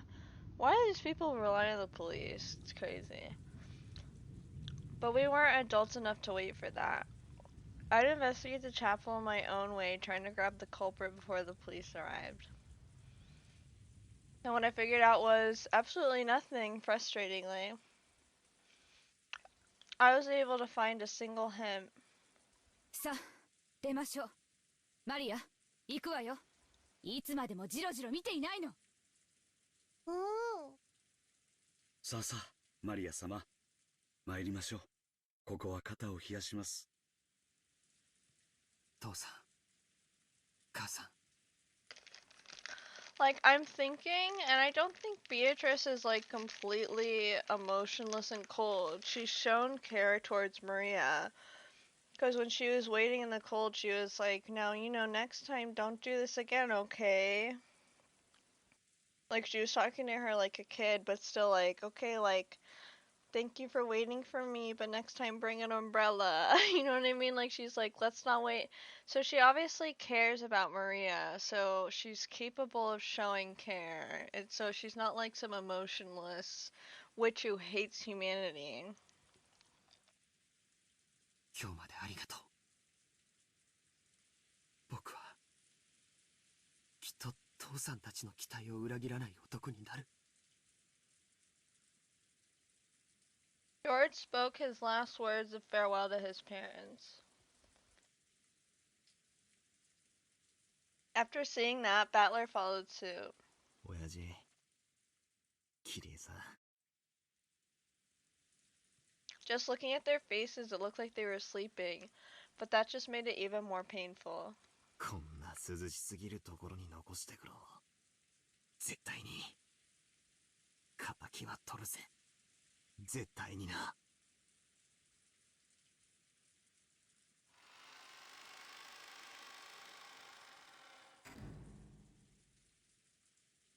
これは何？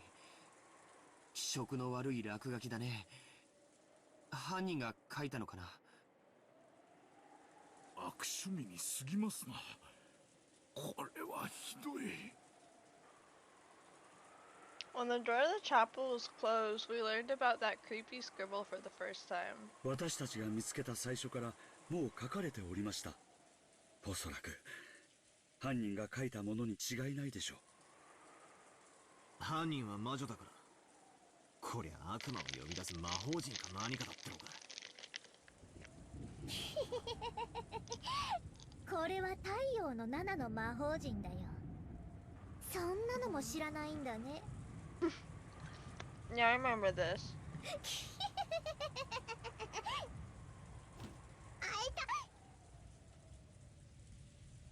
こら、その気持ち悪い笑いをやめなさいといつも言ってるでしょ。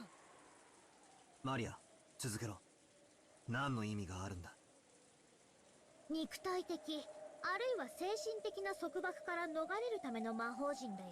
そして演習部に書かれているヘブライ語は、主は私の枷を解かれました。私はあなたに感謝の生贄を捧げ、主の皆を呼ぶでしょう。感謝の生贄。 I wonder who Beatrice is sacrificing them to get to the Golden Land. 父さんたちが殺されたのはこの魔法陣のための生贄だっていうのか。心を落ち着けてジョージ君。こんなのは犯人の挑発よ。どうせ意味なんてないわ。考えるだけ心に毒よ。そして英語も書いてあるな。ハッピーハロウィン for マリア。なるほどな。それでここを開ける鍵がマリアに渡されてたと。そういうわけか。ここは礼拝堂だしね。マリアちゃんのマリアじゃなく聖母マリアの方の意味かもしれないよ。だとすればハロウィンの名を語った神への冒涜とも受け取れる。悪魔と契約した魔女たちは神の名を常に汚し続けることを誓うという。Well, we know she has contracts with demons.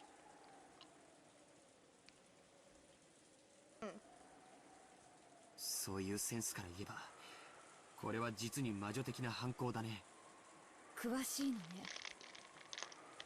マリアの受け売り？ええ、そんなとこです。礼拝堂か。礼拝堂にわざわざ呼んで殺した。ローザおばさん、この礼拝堂には何か特別な意味とかあったんすか？特別な意味ってどういう意味？いや、その人間6人の死体をはるばるここに運び込んで、ここに6人を呼んでから殺したのか、6人を殺してからここに運び込んだのかは断定できないが。Well, we know they were talking here before. どちらにしても大きな手間がかかる。犯人には6人に死んでほしいどんな理由があったってんだ。We knew that they had a letter and they were in the chapel. Talking. あんな凝ったことをすれば警察が来た時不利な証拠を見つけられる可能性が非常に高いでしょう。それを犯人が見越さなかったはずもない。なら犯人はどうしてわざわざそんな手間をかけてまでこんなということになりますな。だとしたらここで出てくる疑問は一つ。6人の死体発見場所になるここにどんな意味があるのかってことだ。ここはお父様の大切な礼拝堂だったの。私が子供の頃からここに立ち入ってはいけないと厳しく言われていたわ。マリアも前にここに来てものすごい怒られた。大切な礼拝堂？後宮本家にとって何か縁のある？わからないの。お父様はこの礼拝堂をとても神聖視していて、何度か化粧直しの工事をさせるくらい I 大事に wonder し if てい this た is where he originally met Beatrice. でもみんなも知っての通り That must be why no one's ever allowed in there. Just like the VIP room for Beatrice. お父様は黒魔術が大好きなくらいで敬虔な信者だったわけじゃない。ここで神に祈りを捧げてたなんて聞いたこともない。私の知る限りでもここに親方様がいらっしゃったことはありません。私たちもここを開かずの礼拝堂と呼んで、そのお化け屋敷のような感じで不気味悪く思っておりました。お父様自身全く近づかなかったのに、なぜか年に何度か使用人たちに大掃除をさせていたわ。常に清潔にしていて、まるでいつ使用する時が来てもいいようにという感じだった。にもかかわらず開かずの礼拝堂ってか不謹慎だが面白い響きじゃねえか。南條先生はじい様の古い友人なんだって。そのあたりの経緯を聞いたことは？ずいぶん昔に聞いたことがありますが、何と言ってはぐらかされたか忘れました。そうそう、こんなことを言っておりましたっけ。いつか自分もあそこで祝福を受けることもできるかもしれない。しかしそれは奇跡でも起きない限り訪れないと。どういう意味だろうな。礼拝堂ですることってなんだ。まさか自分の葬式ってんじゃねえだろうな。金蔵さんに限ってそんなはずは。死後のことより生きている今に一生懸命な方でした。I saw the funniest thing. What if Cannon's real name was Satoshi? It's not gonna be, but that would be the funniest thing just because of the voice actor. しかしそのせいで遺産問題をこじれさせる種としてしまったようですがな。あと礼拝堂ですることってなんだろうな。祈り？懺悔も礼拝堂だっけ？何にしろうさんくさいね。どういう理由かわからないけれど、おじい様にとってその南條先生の言っていた通り、奇跡でも起きない限り祝福を受けられないというのは、この礼拝堂を建てた時から決められていた宿命のようだね。どうしてそんなことがわかるの？ほら、あそこにはっきり記されてます。ほら、あそこに。George Aniki pointed to a relief with Rusted gold letters on the arch above the door. It looked like some message had been written there in English. The rest made it clear that the message had been there ever since the chapel's construction. 英語は弱いぜ。何 ?This door is opened only at probability of すまねえ。英語ダメだ。I gave up after failing to finish even the first of the 2 lines. It looked like the others could read it properly. 確かこれは M, B, T, Q だから、いくつのことだっけ？確かとにかくこれはすごいよ。両手の指じゃとても足りない。確かに奇跡でも起こらないとダメだね。ですな。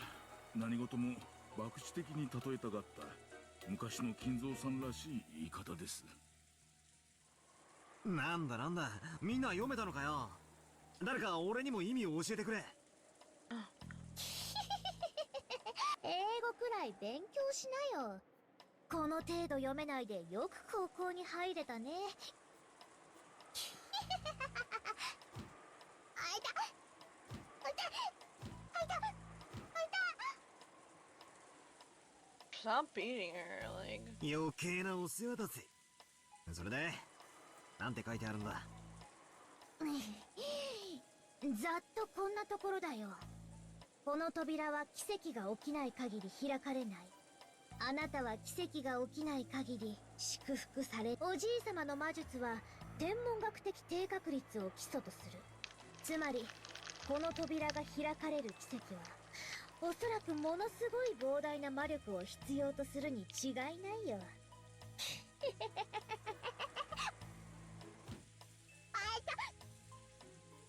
よーし、ご苦労。もう黙っていいぞ。どうぞおばさん、マリアを英会話教室に通わせてたんすか？ Mark, I could see why you think she might be a little autistic. I could see that definitely. And it sucks how people treat her. やっぱ英語は幼いうちからやんないとダメなんだな。開かずの礼拝堂か。魔女ベアトリーチェは本当に魔女だったかはともかく、何十年も前に実在した女性で、おじい様の愛人だったとささやかれる人だ。これは私の勝手な想像ですが、親方様はベアトリーチェ様をきっと深く愛しておいでだったのでしょう。しかしすでにご結婚されていて結ばれることはできなかった。なるほどな。死んだベアトリーチェが奇跡の魔法で蘇れたなら、ばあ様が死んでる今、大手を振って結婚できるわけだ。で、この礼拝堂で結ばれようと、そういうメルヘンチックな話だというわけなのか？そう荒唐無稽な話とも思えないわね。お父様が今なおベアトリーチェを深く愛しているのは周知の事実。あと気味が悪いとは言ったけれども、礼拝堂の内装はとても華やかだった気がするの。お父様が死んだ愛人との結婚式を夢見てこの礼拝堂を建てたという想像は案外外れていないかもしれない。この礼拝堂を建てたその当時から、 Oh shit. おじい様はこの教会を使うことは生涯ないことを知っていたのだろうね。でも何かの奇跡で魔女が蘇ることを祈った。そしてもしもその奇跡が起こったなら、ここで結ばれようと思った。なるほど。そう考えると確かにここはベアトリーチェ様にとっても大変意味のある場所ということになりますね。決して開かれぬ礼拝堂と知りつつ、悲しい恋の話です。 Even though Kodazan was even bigger than me, his words were touching, I don't know about that. Everyone was silent, but it seemed that they agreed with that view. 開かぬ礼拝堂と知りながら、それでもなお奇跡の日を夢見ていたのでしょうな。金蔵さんは若い日にはとてもロマンチストな方だった。わかる気がします。どうだろうな。でも年に4回みんなで入って掃除してたんだろ。何が開かずだ。俺たちだって現にこうして出入りしてる。それは奇跡なんかじゃねえ。鍵を持ってきてカチャリとやって入った。ただそれだけの話だぜ。バカバカしい。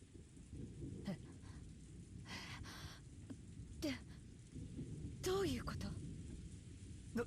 どういうことって何がっすか？ As far as I could tell, I'd just been joking around, finding myself a bit irritated by the sob story this was turning into, but then Aunt Rosa suddenly jumped on me with a really serious face. Aunt Rosa's face grew increasingly pale. She looked at the magic circle on the door and then at her hand, back and forth, back and forth. どうなさいましたか、ローザ様。ねえゴーダさん、この礼拝堂の鍵、これ源氏さん言ってなかった？一本しかないって。みん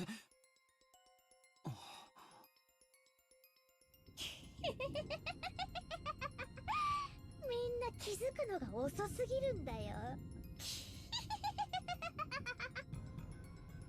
When a kid pulls a prank, it sometimes goes unnoticed by the adults, and the kid who did it gets all disappointed. Such a prank then gets sprung on someone much later. It can really make a kid's day. Maria's celebration just now looked a lot like that. はい。その鍵は一本しかございません。親方様の大切な礼拝堂の鍵ですので、一本しかなく、複製もありません。普段から使用人室のキーボックスに大切に保管されていますが。そうよ。そしてそれがなくなってたと源氏さんは言ったわね。何者かがそれを奪い、封筒に入れてマリアに手渡したのよ。それも昨日。なんだって。ってことはつまりおかしいじゃねえかよ。そんなバカな。これは妙な話になってくる。どういうことでしょうか。私には何が何だかさっぱり。 You're dumb as fuck. 私にもです。どなたか説明してはいただけませんかな。 Goda and Nanja's failure to understand definitely wasn't because they were stupid. Well, Goda is. They didn't know. They didn't know how long the only key to the chapel had been in Maria's possession. 間違いない。閉まってた。私が開けたのよ。間違いなく。Aunt Rosa kept closing the door, locking it, pulling on it to check the lock and opening it again. Her face was becoming pale 私 again. がマリアの封筒から鍵を取り出してここを開けるまで、確かにこの扉は施錠されていた。でもこの鍵は封筒に入れられてマリアに預けられていたのよ。しかもそれは昨日のお昼前の話なのよ。何ですと。それではおかしいではありませんか。そうなんだ。唯一の鍵は昨日の昼にマリアが魔女を名乗る女から受け取った。つまり昨日の昼から今朝方ローザおばさんが開場するまでこの礼拝堂は密室だったことになる。どうやって親父たち6人はこの中に入ってしかも殺されたんだよ。 Here we go again. The death of the 6 people had shaken us badly. When we learned about that weird magic circle and the history of the chapel, we felt as though we'd figure out at least part of this puzzle out, but that was absolutely trivial. From midday yesterday until this morning, the chapel was a closed room, but our parents were with us until last night. How'd the culprit get into this building? And how'd they lock it up again? うぜえ真似だぜ。 Here we go again. またかよ。また密室かよ。魔法の力で鍵を開けたんだとそう言いてえのか。バカにするんじゃねえ。わらわの力で鍵を開けるところを見せろというなら見せ。しかしそれではそなたを屈服させたことにはならぬ。そなたが言う人間での説明、これを突き果てさせた時こそがわらわの勝利の時なのだ。さあさあ、どう崩してみせる？人間ならどういうトリックで崩してみせるというのか？前回の密室と同じだ。情報不足。こんなのじゃ推理不能だ。何の言い訳でもできるぜ。どんな手品だって通じる。推理なんてしようがねえ。またそれか。情報が足りないから様子見？不確定情報があるから推理不能？そなたら人間の思考停止の言い訳はいつもそれよ。人間風情が何を気取るか。ラプラスの悪魔の座に及ばねば思考を巡らせること一つできないというのか、この無能が。それに貴様は情報不足がまるで自分の不利になるように言っているが、真実はそなたに与えられる情報が増えれば増えるほどにそなたは苦しむことになる。己を締め付ける圧搾機の力を強めていく結果になるだけよ。おお、そうなら言わせてもらうぜ。これがそもそも密室かどうか検証不能だ。悪魔の話が出てきたんで俺も言わせてもらうぜ。密室でないことの説明はできる。こうやら出入りできるというのを示しゃいいんだからな。 That's stupid. だが密室であることの証明は不能だ。無限の方法の全てを否定はできない。つまり悪魔の証明ってやつだぜ。密室という定義は実は証明不能なのさ。情報不足を言い訳にした思考停止の次は、まあよい。それがそなたの指し手だというなら続けるがよい。なぜお前は礼拝堂が密室だと言いたいらしい。実際俺もさっき中をぐるっと見させてもらったが、確かに扉以外から出入りする方法は見つけられなかった。だがそれは俺が見つけられなかったというだけで密室の証明にはならないわけだ。俺には見つけられなかった隠し扉なんかがあったら全ての前提は吹っ飛ぶぜ。つまり俺が隠し扉を見つけられようと見つけられまいと、密室を出入りできる方法 X は常に否定できない。そしてその方法 X は魔法でなくても実行可能さ。何しろ隠し扉なんだからよ。この礼拝堂だってそうさ。発見不能な隠し扉がどうせあるんだ。だから推理なんてする必要もなく魔法なんかありえないってわけさ。ほうほう、そういう論法か。甘いな。想定していた一手だぞ。ならばわらわも受け手を誘う。わらわは人間風情の推理小説とやらに出てくる密室というものを常々バカバカしいと思っている。なぜか使い方が間違っているからよ。推理小説に登場する密室をお前は本当に密室だと思っているのか？思ってなどいまい。どういうトリックを使えば密室に見せか I don't know, I けら thought れ it る was a か。 closed room. Maybe I'm stupid. そう思っている。 Not me. つまり人間どもが積み重ねた100年の密室殺人などただの一度も完成されたことはないのだ。ひゅー。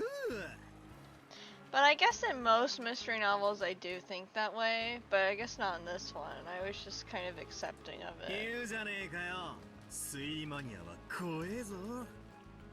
Well, more so I thought of ways and I couldn't think of anything, so I just accepted it. クリスティが墓の下で歯ぎしりしてるぜ。だがわらわは違う。わらわは本当の密室を生み出している。そしてそれを立証できるのだ。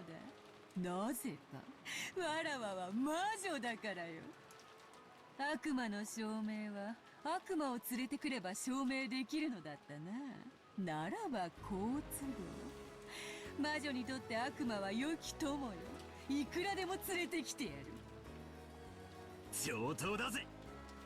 親父たちは隠し扉を使って礼拝堂に入った、あるいは運び込まれた。この一手をお前はどうかわしてみせるってんだよ。こうだ。生死は捨ておく。6人は確かに扉から入った。はあ、バカ野郎、鍵がかかってんだぞ。どうやって？わらわが魔法で開けて中へいざなった。そんなわけねえだろ。魔法なんて認められねえ以上、そいつを受け入れるわけにはいかねえ。お前は嘘をついている。あの扉は何かのインチキで開くんだ、あるいは隠し扉があるんだ。そのどちらかしか認めねえ。パーペチュアル。チェスでは千日手をこう呼ぶ。互いが相手の根拠を否定し合い、議論が進まないのも、わらわたちのゲームでは千日手に同じ。多くのゲームではこれを引き分けに定めるが、これでは今日そがれること、甚だしい。わらわたちに引き分けはない。曰く、そなたがわらわを認め、屈服するか否か。それについてだけは同感だぜ。お前のお望み通り、決着はきっちりつける。その心意気やよし。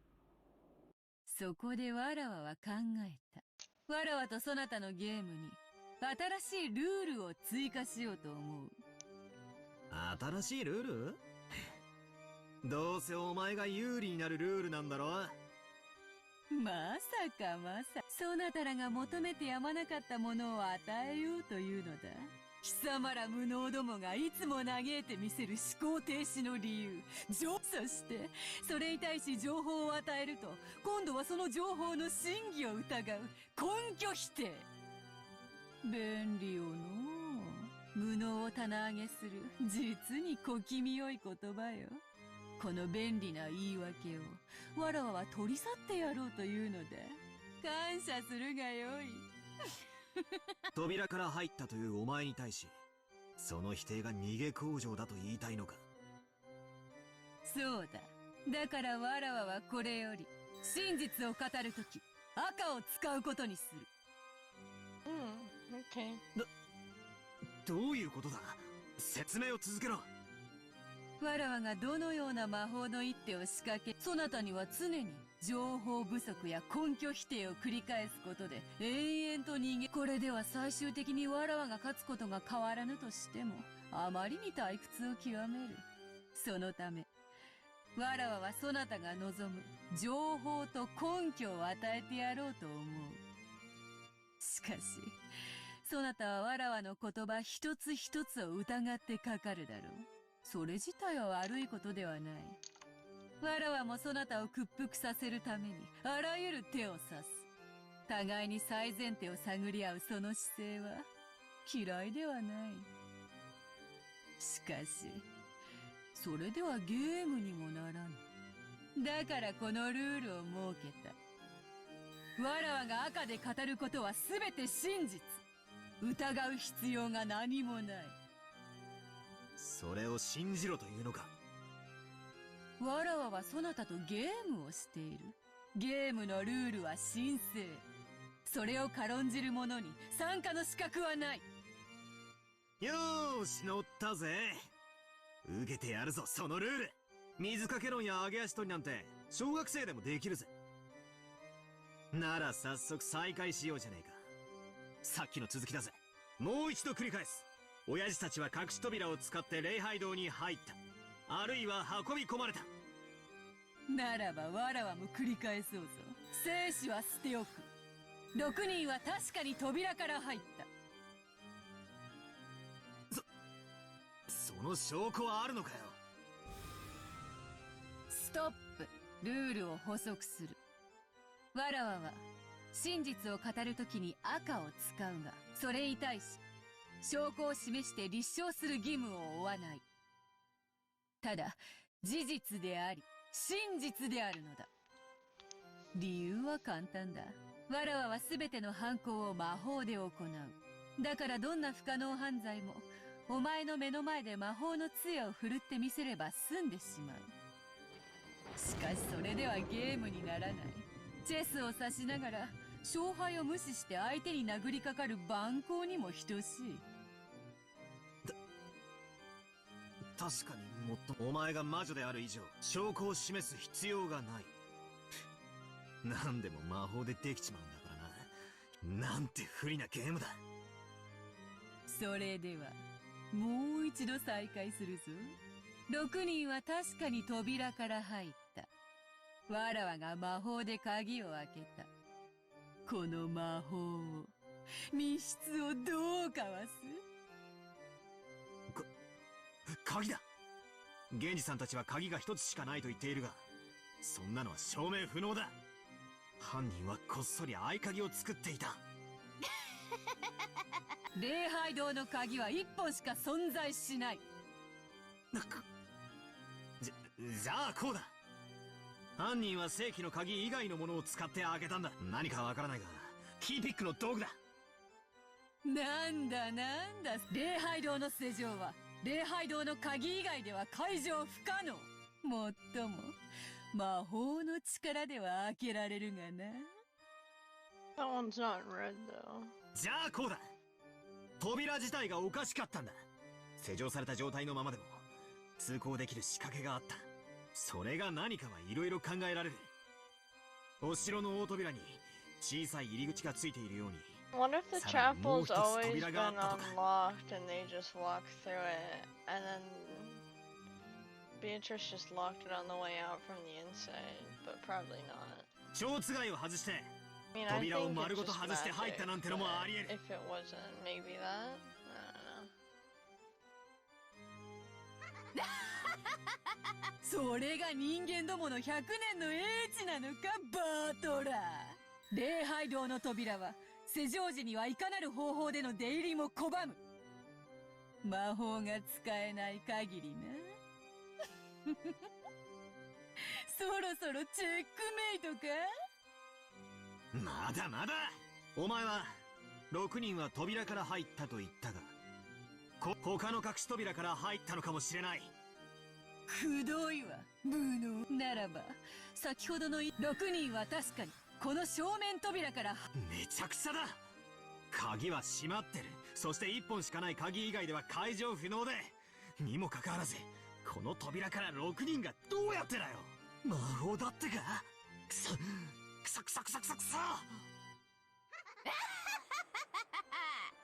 早くも人間の限界が露呈したか。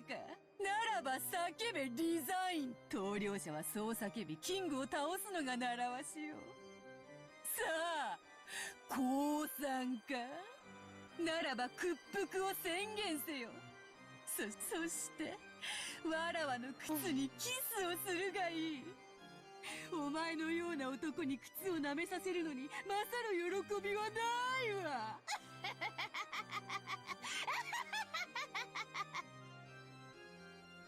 Damn it, it's useless, useless, useless. So I can't win against the witch? This isn't chess at all, I've just been made to take the losing side in a chess puzzle. Is quibbling about the details and getting a draw the best I can manage? それだけは断じてないぞ。わらわが屈するか、そなたが屈するか、それ以外の決着はない。互いへの苛並みと例えたあの時の勇ましさはどこに？おいおいおいおい、がっかりがっかり、期待外れだぞ。後ろ宮バートラー。Damn it! What should I do? What should I do? I can see it. I can see the place where I'll face checkmate. Ugh, it's useless. It's useless. All my hard-fought moves have been nothing more than me desperately moving my king around, running away from check. No matter how many times I move, I can't escape from check. So even without waiting for the next several moves, I can see checkmate in my future. Ah, damn it. After a few more moves, I can see where I'll face checkmate. Don't give up, Ushiromiya Battler. If I can see myself getting closed in upon, then if I spin the chessboard around, I should be able to anticipate her next move, right? Remember what Kirie-san said. When you're thinking about something, the closer you get to the very, very end, the easier it becomes to anticipate. Spin it around. Spin the chessboard around.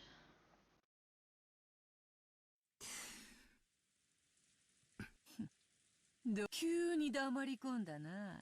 安心しろ。屈服は一時の恥よ。後に待つは身を委ねる喜びだけよ。さあ、投了を叫ぶがよい。聞こえんぞ。大きい声ではっきりと言えい。寝ぼけるな。お前が聞こうとしていないだけだぜ。ならもう一度言う。投了はない。続行だ。ゲームを再開するぞ。ほう、よかろう。そなたの手番からだぞ。お前の作ったルールを、俺はお前の武器だと勘違いしてた。しかし、それは俺にとっても武器になるってことに気づいたぜ。つまり、こういうことさ。試すがよい。俺はずっと密室の礼拝堂にどうやったら入れるかで、その考え方じゃダメだったんだ。ああ、ダメだぜ。全然ダメだ。チェス盤をひっくり返す。そうさ、思考の向きが逆だったんだ。本当の考え方はこうさ。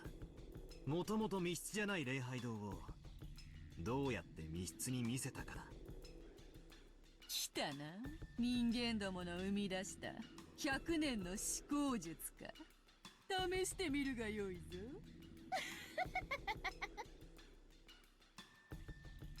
Over the course of a century. Does that mean Kirie is a witch? 赤で語ってもらうぜ。無理ならば拒否しろ。行くぜ。Does this man intend to reverse his defensive posture and impudence? 礼拝堂に入るにはこの扉しかなく、そして鍵はたった一つってのも分かった。だがマジ、その鍵が本当に昨日の昼前からマリアの手に渡っていたのかどうかだ。長いな。かいつまむがよい。こういうことさ。俺たちは鍵が昨日の昼から使用不能だと思い込んでいる。だから昨日の昼から今朝まで密室だと思い込んでる。それを思い込みじゃなく、あんたにはっきり事実だと宣言してもらいたいのさ。Hi, miss. How are you? 面白い。I hope you're doing well. 扉ではなく、鍵を論点にしたか。マリアは昨日、お前から封筒をもらってる。マリアは開封しなかったが、手触りで鍵が入っていたことを知ったかもしれない。だが、間違いなく礼拝堂の鍵だと確認できたわけじゃない。Yeah, I'm doing well, thank you. つまりこういうことさ。マリアに渡した封筒の中身は偽物だったんだ。何を言い出すかと思えばバカバカしい。ローザは今朝確かにマリアの手提げの中から封筒を取り出し。 That's not what he asked you though. Oh, okay, for sure. Thank you. I love you too. そこから正真正銘の礼拝堂の鍵を手に入れたぞ。 So, Beatrice didn't say that the envelope she gave Maria originally was the key. So apparently that has something to do with it. 偽物などということはない。そんなことはわかっ続けるぜ。なら、マリアが封筒を受け取ったとき、その中身は間違いなく同じ。ほう。つまりこういうことさ。お前は昨日の昼、マリアに鍵入りの封筒を渡した。決して開くなと言い含めて、マリアは中に鍵があることを悟ったろう。そして後にローザおばさんがその中身で礼拝堂の扉を開けたため、それは礼拝堂の鍵だったということになった。疑わしいのはここさ。こう言いたいわけか。わらわがマリアに鍵を預けた時点ではその鍵は偽物だったと。そしてローザが鍵を手にするまでの間に本物とすり替えたと。ああ、そうだ。どうしたベアトリーチェ様よ。さっきから調子が悪そうだぜ。親しい者はベアトと呼ぶこともある。ベアトでよい。ベアトの手番だぜ。ターンオブザゴールデンウィッチ、かわしてみせろ。よかろう。わらわがマリアに預けた封筒の中身は確かに礼拝堂の鍵だった。追うぜ。赤で復唱できるか。その封筒はローザおばさんが開封するまで完全にマリアの監視下に置かれていた。無理なら拒否を宣言してもらうぜ。チェックだ。拒否する。Interesting. これで一手差はひっくり返ったぜ。今度はお前がキングを逃がす番だな、ベアート。拒否に理由はある。それはそなたの言う監視下という単語の定義についてだ。純粋な意味に従うならば、それは四六時中マリアによって見張られてなければならない。だがマリアはそこまではしていない。手提げから出していた時は完全に監視下にあっただろうが、手提げに入れた後は視界から消える。その意味において監視下という単語が適当でないため、赤が使えなかっただけだ。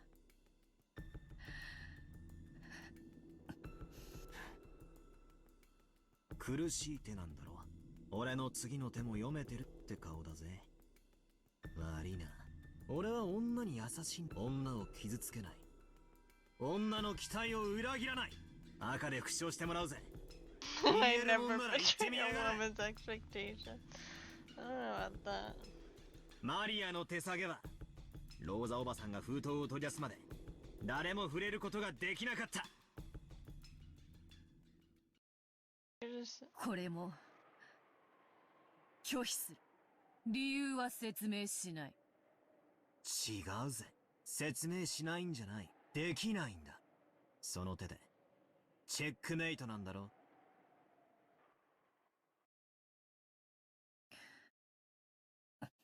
お前にできないなら俺が説明してやる。お前がマリアに渡した封筒には確かに礼拝堂の鍵が入っていた。そしてマリアはこれを手提げにしまい、翌朝にローザおばさんがここから取り出して鍵を開けた。しかしマリアは手提げを完全な監視下に置けなかった。魔法なんか必要ない。人間に可能な密室トリックだ。人間である犯人は翌朝ローザおばさんに使わせることでその間が密室であったかのような幻想を作り上げたんだ。 But what about... See, the thing is, though, like, so we never know how the first 6 die, but we always know how the next ones die, kind of. Like, and there is magic involved in that, so it's like, I don't understand. お前はその間マリアの手提げの中から朝までに手提げに戻した可能性を否定できない。赤で言えるか。 I don't know, man. 復唱要求。 Unless everyone's just like schizophrenic. もう一度チェックだ。まだだ。チェックを外す。鍵の入った封筒は風漏で封印されていたはず。ローザは未開封の封筒から。そうかい。なら言ってみやがれ。復唱要求。昨日の昼の時点で渡した封筒とローザおばさんが開封した封筒は同一のものである。それは復唱できる。ワラワがマリアに渡した封筒とローザが開封した封筒は同一のものであるぞ。Finger alert. I know. ああ、ダメだぜ。全然ダメだ。ダメだ。そんなのもうどうでもいいことだろうが、俺は期待したぜ。ここで降参したなら少しは読めてるやつだと思った。だからがっかりだ。あんた俺の期待を裏切ったぜ。何？封筒が同じものなんて大したことじゃない。風浪なんて何度でも撃てるんだしな。中身の鍵だろ。これで今度こそしまいだぜ。本当のチェックメイトだ。もう一度求めるぜ。復唱要求だ。言えるもんなら言ってみやがれ。マリアが受け取った封筒の中の礼拝堂の鍵はローザおばさんが開封するまで一度も使用されていない。 Key of the chapel inside the envelope Maria received. Wasn't used even once. Okay.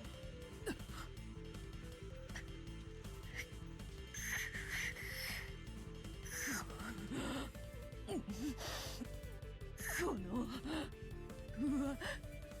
わらわが人間不正に。なんとでも繰り返すぜベアトリーチェ。復唱要求。マリアが受け取った封筒の中の礼拝堂の鍵はローザおばさんが開封するまで一度も使用されていない。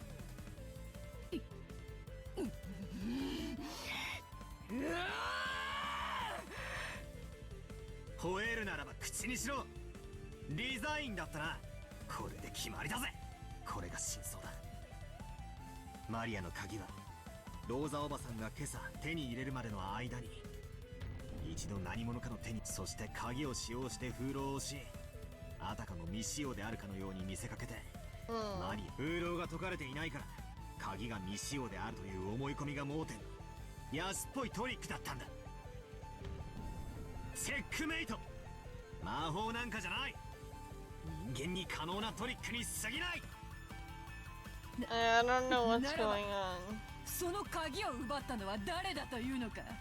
You should just show him like Canon and Jessica's death, and then he might believe in witches.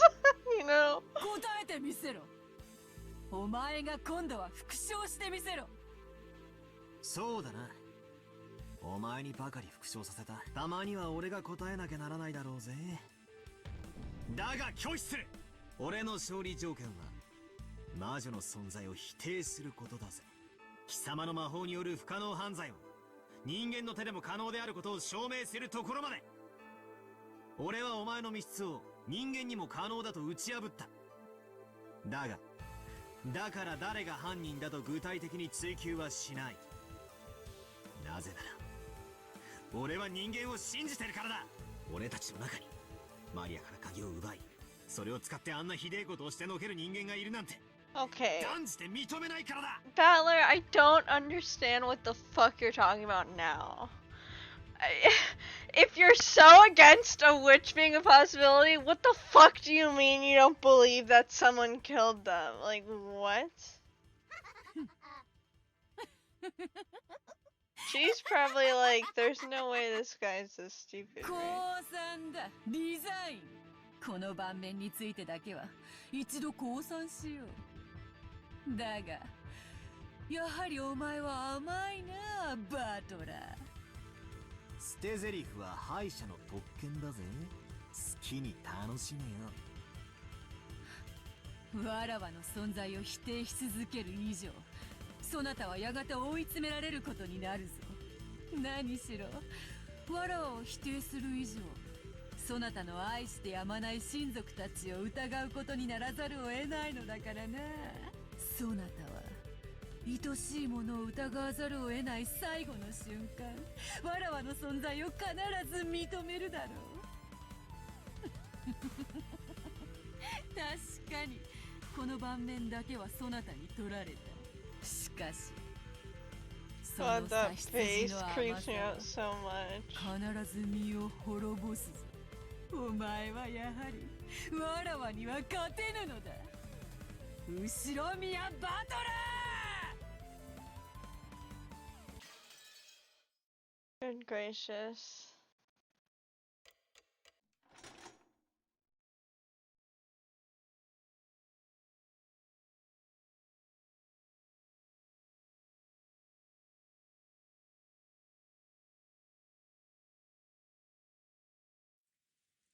In the meantime, I need to BRB for like 2 minutes, so yeah, just 1 second.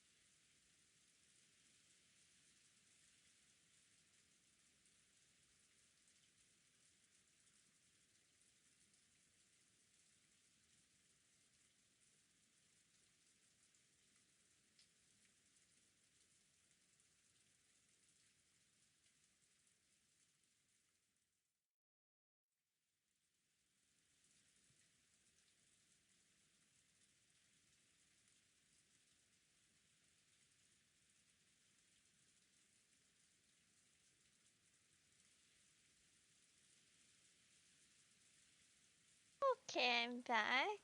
Thanks for waiting. Rose and the rest returned from the chapel to the parlor in the mansion. So many things had happened since early in the morning. Of course, they were high-strung. Butler and George, who had cried, raged, let their emotions explode after seeing their parents' tragic bodies, returned to the parlor and sat in the sofas dazed, as though everything up until then has been a lie. Only Maria was completely unchanged and just looked like normal. When she wasn't playing pranks, she was basically a kid who played wordlessly by herself, so even if she was dazed, she would probably look just as she did. But as she turned on the TV and flipped through the channels, it looked as though nothing about her had changed from normal. Did Rosa think anything in particular about this attitude, which was clearly different from normal peers? Oh, she thought quite a few abusive things. She stared at Maria's back, as though looking at something that wasn't quite heartwarming. Eventually, Kumasawa came to say good morning. Her cheerful manner was clearly out of place, and she couldn't help but be bewildered by the strange atmosphere in the room. Then, when she heard the details from Goda, she reacted loudly with shock. もちろん警察には連絡したんですよね。こういう時はどうすればいいんでしょう。おお、どうすればいいんでしょう。落ち着いて聞いてください。どうも昨夜の落雷で何かの機械がやられたようなのです。それで電話が使えなくなっておりまして。じゃあ台風が過ぎるまで警察にも連絡できないんですか。 Maybe Kurosawa-san's exaggerated surprise was a little comical. Even in this kind of situation, Rosa giggled. Because of that, the fog of confusion that had covered her head cleared up a little. 私がしっかりしなきゃ。マリアだけじゃない。ジョージ君もバタラ君も、今は私が親代わりなんだから、しっかりしなきゃいけない。Rosa had been the youngest sibling with a large difference in age between her and the others, so she had always been treated as a child. Every time she learned something new, it was something obvious to her siblings, and she had built up a complex, becoming convinced of her own incompetence. So she had developed a passive personality, asking her siblings for advice every time something happened. But she no longer had any brothers or sisters. Now Rosa was the only one of the four Ushiromiya siblings left. Furthermore, if Kinzo continued to shut himself away even in this extraordinary situation, Rosa would have to surpass this crisis as the head's representative. 私はもう子供じゃない。子供じゃない。Rosa slapped her knees lightly and stood up. She must not wait for orders now. She has to start moving herself. She picked up the receiver of the extension phone on the side table, and she immediately remembered the phones were down. Genji and Shannon, whom she had sent to see Kinzo, hadn't returned yet. She had a good guess at what was going on. He was probably yelling something nonsensical again and becoming unmanageable. His precious chapel had been defiled with blood. That was easy to imagine. She had planned on using the extension phone to call the study, but unfortunately the phones were down. Rosa decided to go to the study directly with her own 2 feet. Her old self would have been too frightened to go see Kinzo. And in fact, if she did meet him, she would probably be blamed somehow and insulted. But this was no time to be frightened. As his true daughter, she had to make him aware of the current situation. 熊沢さん、私はお父様のところへ行ってきます。特にジョージ君とバトラ君の2人をお願いします。きっとだいぶ神経が参ってると思うの。ええ、それはそうでございましょうとも。本当にお気の毒なことです。何か温かい飲み物でも作ってあげることにいたします。ありがとう。Rosa went out into the hallway and headed towards Kinzo's study. The atmosphere in this mansion, which she'd spent her younger days in, and should have been full of memories, seemed somehow different. She began to climb the stairs in the entrance hall. Just then, in the faint darkness down the stairs behind Rosa's back, something glowed. It was a single fluttering gold butterfly. It fluttered around and sparkled. The butterfly danced about without a sound. It was only natural. No one can hear the sound of a butterfly's wings beating. And then it came to a rest on Rosa's back as she slowly climbed up the stairs. Rosa didn't notice it. If someone not in the know saw it, they probably assumed it was just a single sheet of gold leaf in the shape of a butterfly that had been stuck there. Without noticing a thing, Rosa continued heading towards Kinzo's study.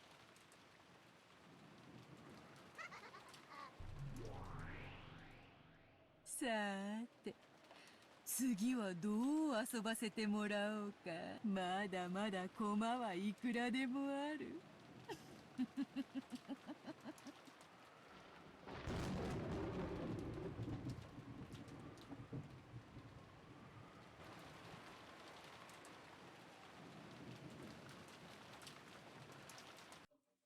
In the parlor, which had fallen silent, the only sound was that of the TV that Maria was watching alone. If there was anything audible besides that, it was the sound of the rain, which had continued on and on since the previous night.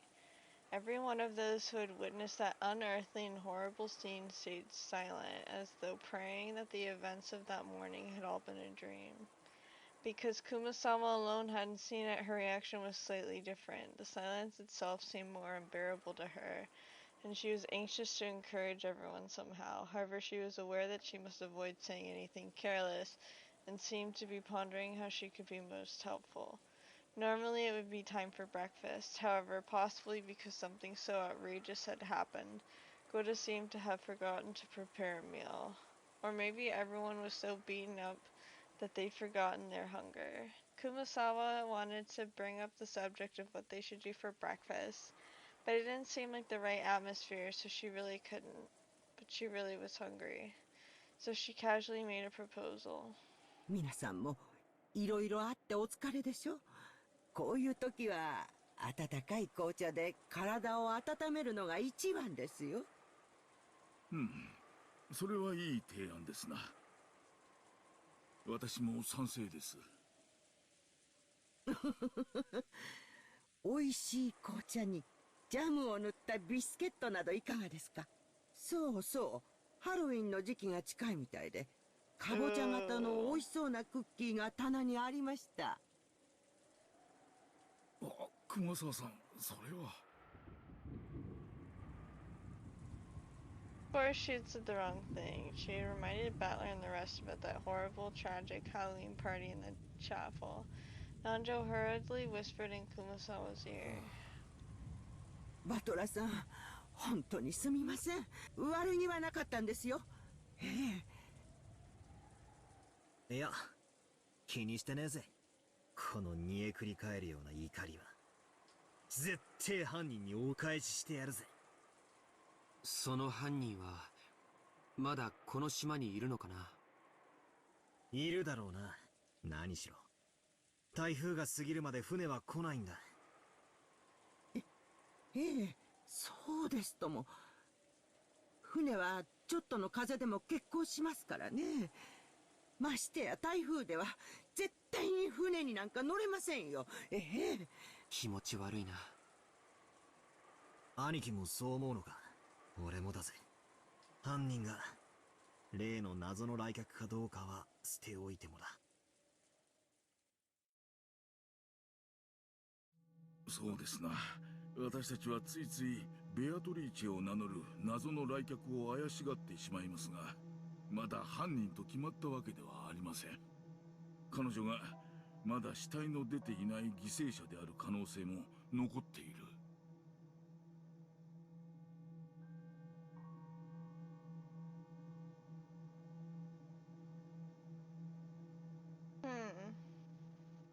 Maybe. それを考えるとどうしても理解できないことがあるんだ。それはどういうことでしょうか？簡単さ。さっき熊沢のばあちゃんの言った通りだよ。この島は今台風の真っ只中で脱出不能だ。それは犯人だって同じさ。なら犯人にとって犯行発覚は可能なら最も避けたいことのはずだ。そうですね。礼拝堂の入り口にあんな不気味な魔法陣を書いて、ここに死体がありますなどとアピールする必要はありませんね。そうさ。さらに言えば、あの6人にあんなむごたらしいことをするだけの手間をかけられたなら、6人の死体を発見不能な場所に隠すことだって可能だったはず。同感だね。あの残酷なハロウィンパーティーは多分死んだ人たちに向けられたものじゃない。やがて発見する僕たちへ向けたものなんだよ。魔法陣はそのためのアピールだと言い切れるだろうね。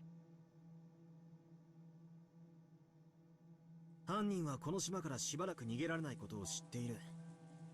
にもかかわらず台風の真っ最中に死体を見つけさせたいような真似をした。こりゃどういうことなんだ。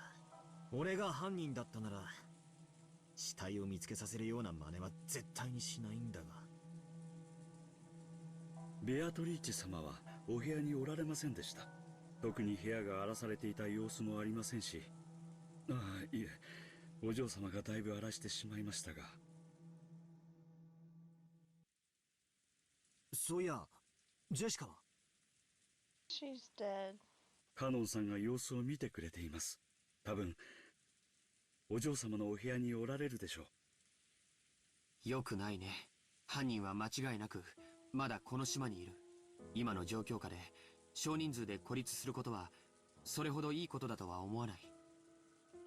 それはどういう意味ですか？ He went what he said, girl. まさか犯人は私たち全員を殺すつもりだとおっしゃるんですか？ Oh my god. 落ち着きましょう。まだそうと決まったわけではありません。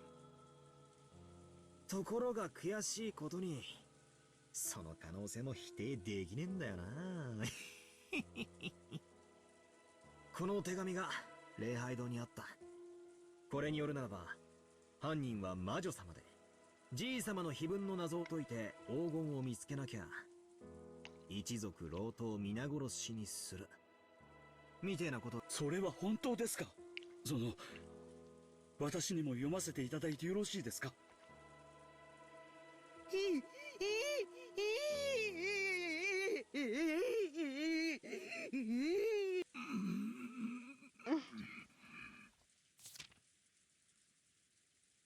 ？As they read the witch's letter, Goda, Kumasawa, and Nanja's faces grew even paler than they had been.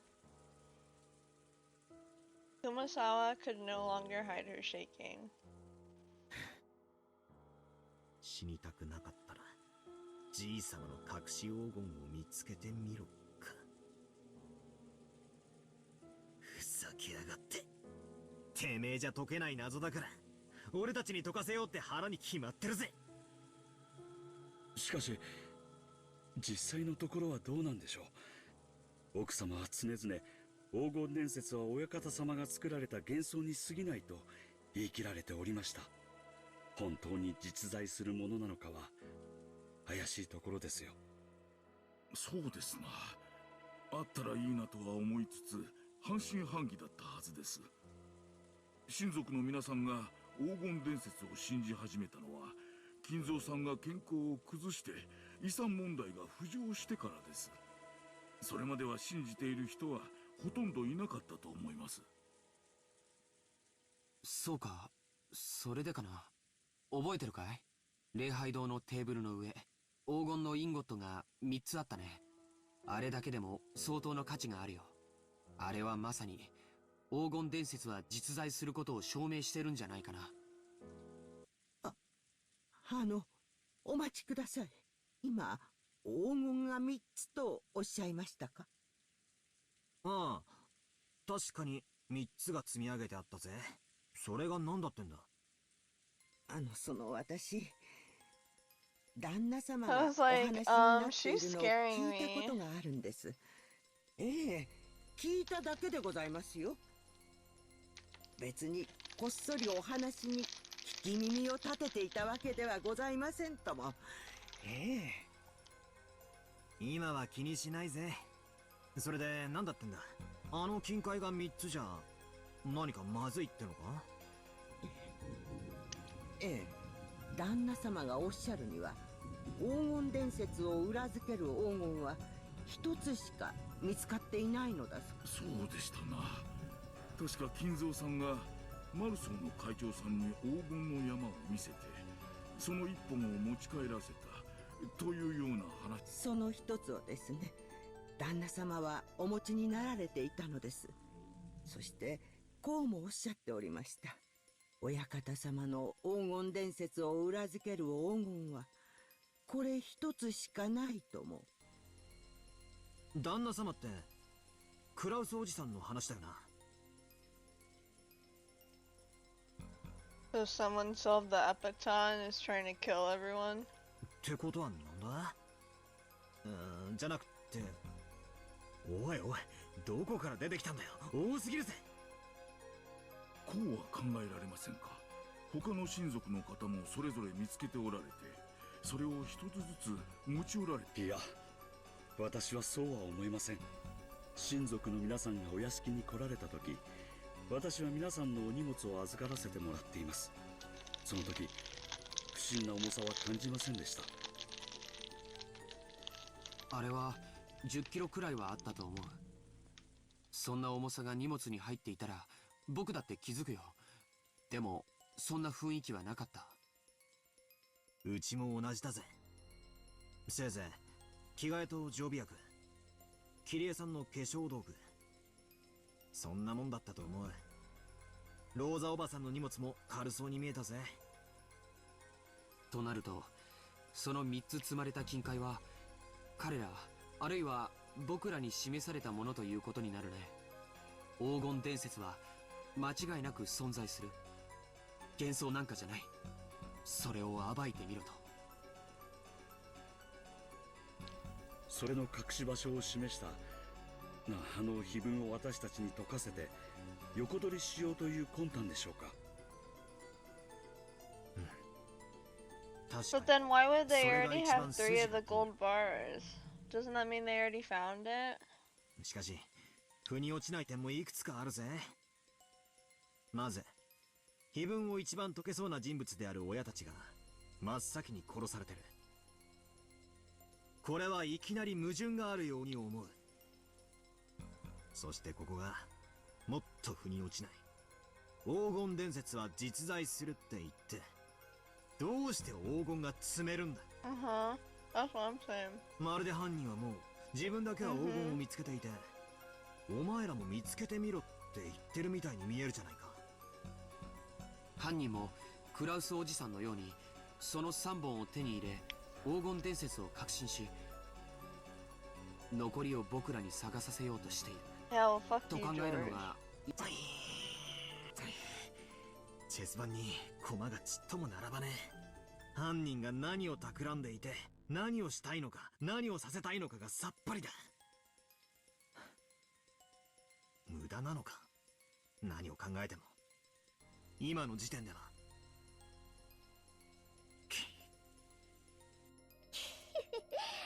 書いてあるよ。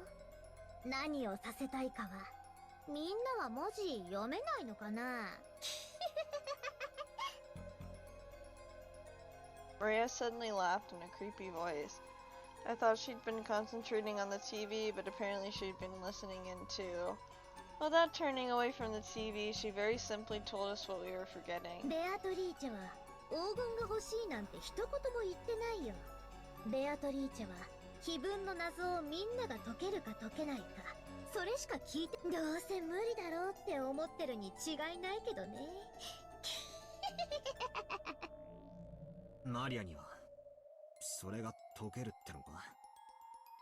知らない。だってマリアは黄金鏡へ連れてってもらうんだもん。ベアトリーチェの邪魔なんかしないよ。あ、痛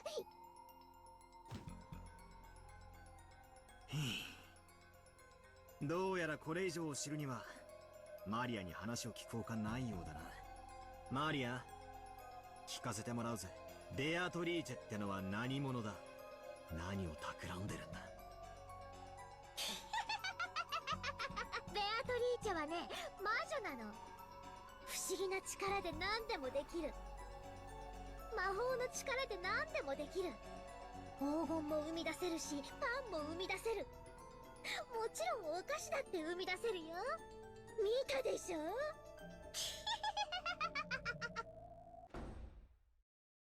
At that time, everyone jumped at the sound of the door being slammed shut. When we turned around, we saw that Rosa had suddenly returned, bringing Genji and Shannon. And oh jeez. Then she rapidly approached Maria, her heels squeaking and hit her on the cheek. そんな話はやめなさい。バトラ君たちが気を悪くするでしょ。Not waiting for a response, she hit Maria's cheek once more. Everyone could only stand there stunned. うーではわからないわよ。はいわ。She mercilessly hit Maria's cheek again. Maybe Maria didn't feel like resisting after being hit twice. She weakly said yes. ローザさん、そこまでひどくすることはない。娘に対する教育です。口は挟まないでいただきます。The atmosphere around Rosa, with Genji and Shannon standing at attention behind her, was somehow cold yet dignified. Completely different from how she seemed before she left. She was holding something that looked like a gun. I couldn't imagine that she'd be holding a toy in this situation. ローザおばさん、それはお父様のものです。Well, she's got the gun this time. このような事態ですので特別に借りてきました。みんなだって分かってるはず。犯人はまだ近くにいるのですから、何があるか分からない。同感です。犯人が何を企んでいるかを探るよりも、僕たちは身の安全を先に考えた方がいいかもしれない。お父様はご無事でしたが、突然の出来事に多少取り乱していました。幸いにも部屋からは出ないと言っていますので安全でしょう。あと、私たちは極力同じ場所に集まるべきです。同感だぜ。相手がどこに潜んでいるのかもわからねえし、何しろ一人という保証もねえんだ。 Even though I said it myself, I shivered. That's right. Could a single person kill 6 people and set up such a horrible scene all alone? Isn't it natural to assume that this crime was carried out by multiple culprits? ローザさんに同感です。私たちは一ところに集まるのがいいでしょうな。ええ、私もそれが良いと思いますよ。ええ。お嬢様たちももうそろそろこちらへお呼びした方がいいかもしれません。そうだね。もう降りてきてもらおう。Jordaniki tried to grab the extension phone, but Goda-san shook his head. That's right, the phones are down right now, aren't they? 俺と何人かで行ってこよう。ジョージの兄貴にゴーダさんも来てくれれば十分だな。いいえ、みんなで一緒に行きましょう。狼と羊のパズルなのよ。私たちがここに揃い安定しているならこの状態が一番安全。狼と羊のパズル？おお、マリア持ってるよ。見せてあげる。マリア、テレビを消しなさい。源氏さん、ジェシカちゃんの部屋を教えてください。みんなで行きましょはい、ご案内いたします。う。さあみんな一緒に行動するわよ。私の指示に従って。We stood up. Maria alone looked like she had some regrets about the TV, but she decided to go along with everyone for now and got up. シャノン、よかった。戻りが遅いから少し心配してたよ。ご心配をおかけしました。親方様より筆行のご命令があったもので。筆行？シャノン、すみません。失礼しました。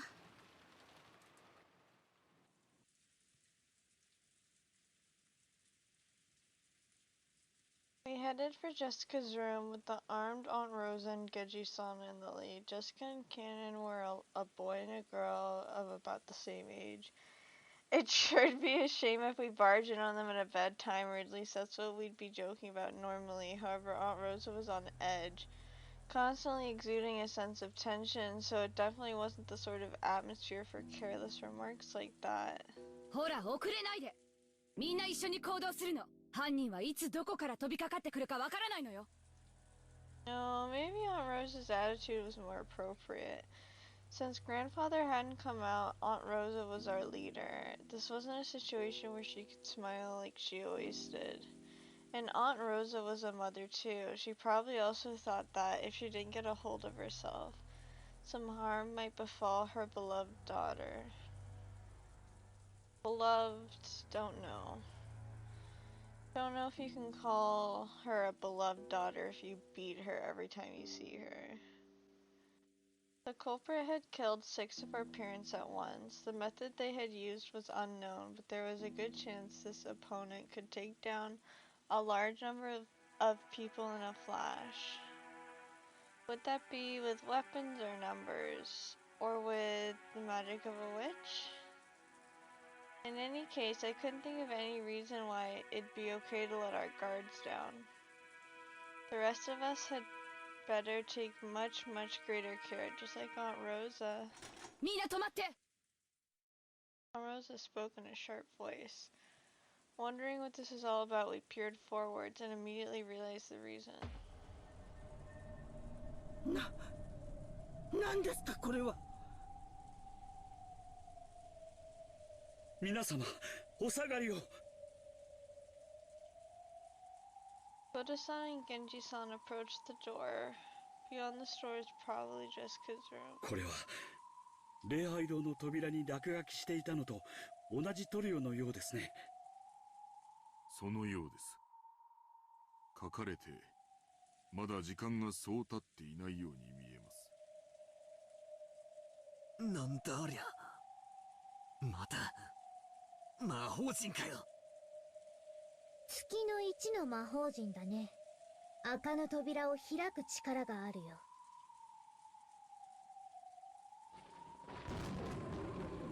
Drawn on the door to Jessica's room was the same kind of creepy scribble that had been drawn on the door of the chapel. The strange pattern must have had some occult meaning. It didn't matter what the meaning was. We were worried about whether those two were okay. そんなことはどうでもいいよ。ジェシカちゃんとカノン君は無事なの？ I think I might end as soon as they open the 嫌 door. な予感がしますな。早くジェシカさんたちを連れて下に降りましょう。お嬢様、お嬢様、おられますか？お返事をお願いします。 Goto-san knocked violently and yelled, but there was no answer.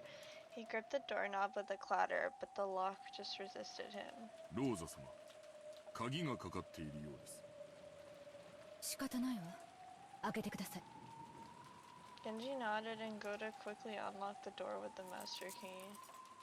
In the back of my mind, horrible images floated up and disappeared one after another. A magic circle had been drawn on the door of the chapel. Behind that lay 6 corpses, so if there's a magic circle drawn on the doors to Jessica's room, then beyond it must be... ジェシカ様！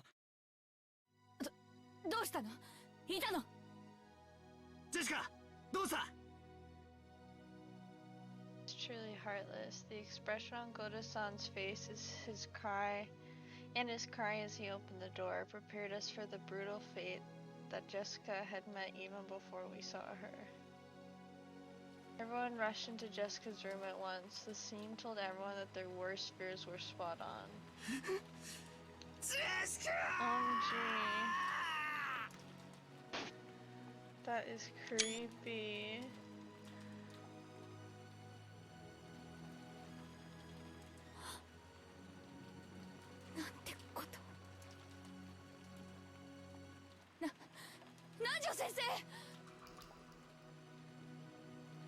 Jessica. Inside the room, which seemed elegant for the bedroom of one so young, Jessica lay crumpled on the floor. There was a large pool of blood on the floor, and there was a knife or something sticking deep into her back. Was it a knife? There was a design on the handle that just had to symbolize something demonic. It had to be a weapon with some kind of occult meaning. これはひどい。お亡くなりになっています。これは多分肺まで届いてるでしょうな。死んでからそう時間は経っていません。ジェシカー！くそ！くそー！バトラ様。甘かった。分かってた。島からは逃げられない以上、犯人は必ず近くにいたんだ。ならどうしてすぐに警戒しなかったんだ。甘えてた。犯人ってやつは罪を犯したらこそこそと逃げて隠れてるもんだと思い込んでた。あの時の僕たちは動転してた。ジェシカちゃんが怒りに身を任せて駆け出すのも仕方がないことだと思ってた。でも甘かったんだ。止めるべきだった。幸田さん、どうしてジェシカちゃんたちを放ってきちゃったの？あなたが一緒にいてくれたらこんなことには。いえ、それは私は危険ですから戻りましょうと言いました。ただお嬢様は一人になりたいと申しまして、カノンさんが自分に任せてほしいと言いまして、それを言ったらカノンさんはどこへ？そうだ、カノン君は一体。カノン君、どこに？カノンさんはお嬢様と一緒にいたはずです。一体どこに？まさかやられたんじゃないだろうな。静かに。この部屋に誰か隠れているかもしれない。ベッドの下やクローゼットなどを探して。There's a chance that Cannon-kun's corpse had been pushed away somewhere. At Rosa-san's order, everyone searched through the room together, but there wasn't a single human hiding anywhere. どこにもないぜ。まさか犯人に連れ出されたか。なら早く探し出して助けないと。もたもたしてるとヤバいことになるかもしれねえぞ。ローザおばさん、屋敷内を捜索しよう。犯人を探そう。カノン君を助け出そう。静かに。 Whoa. When Aunt Rosa yelled at us, we felt instantly silent. She's probably contemplating something. However, what in the world could that be? Aunt Rosa walked around the room as though looking for something, so she was collecting her thoughts.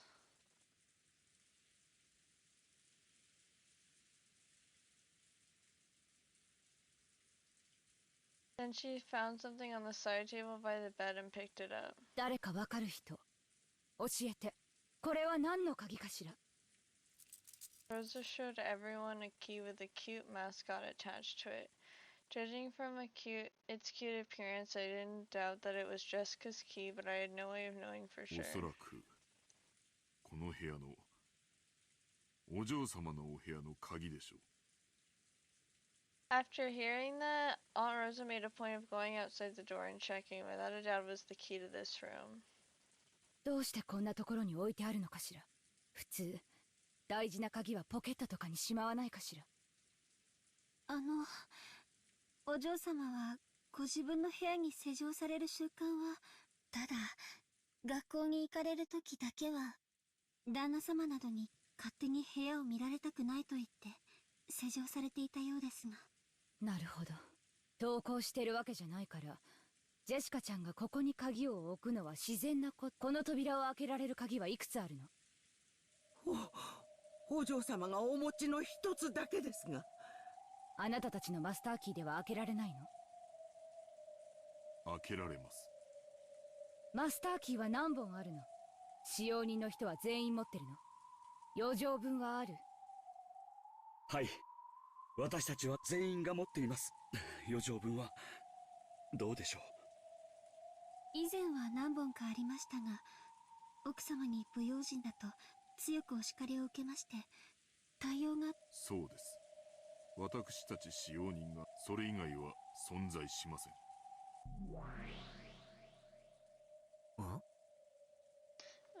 Okay, I think I'm gonna end here then, before his conversation with Beatrice.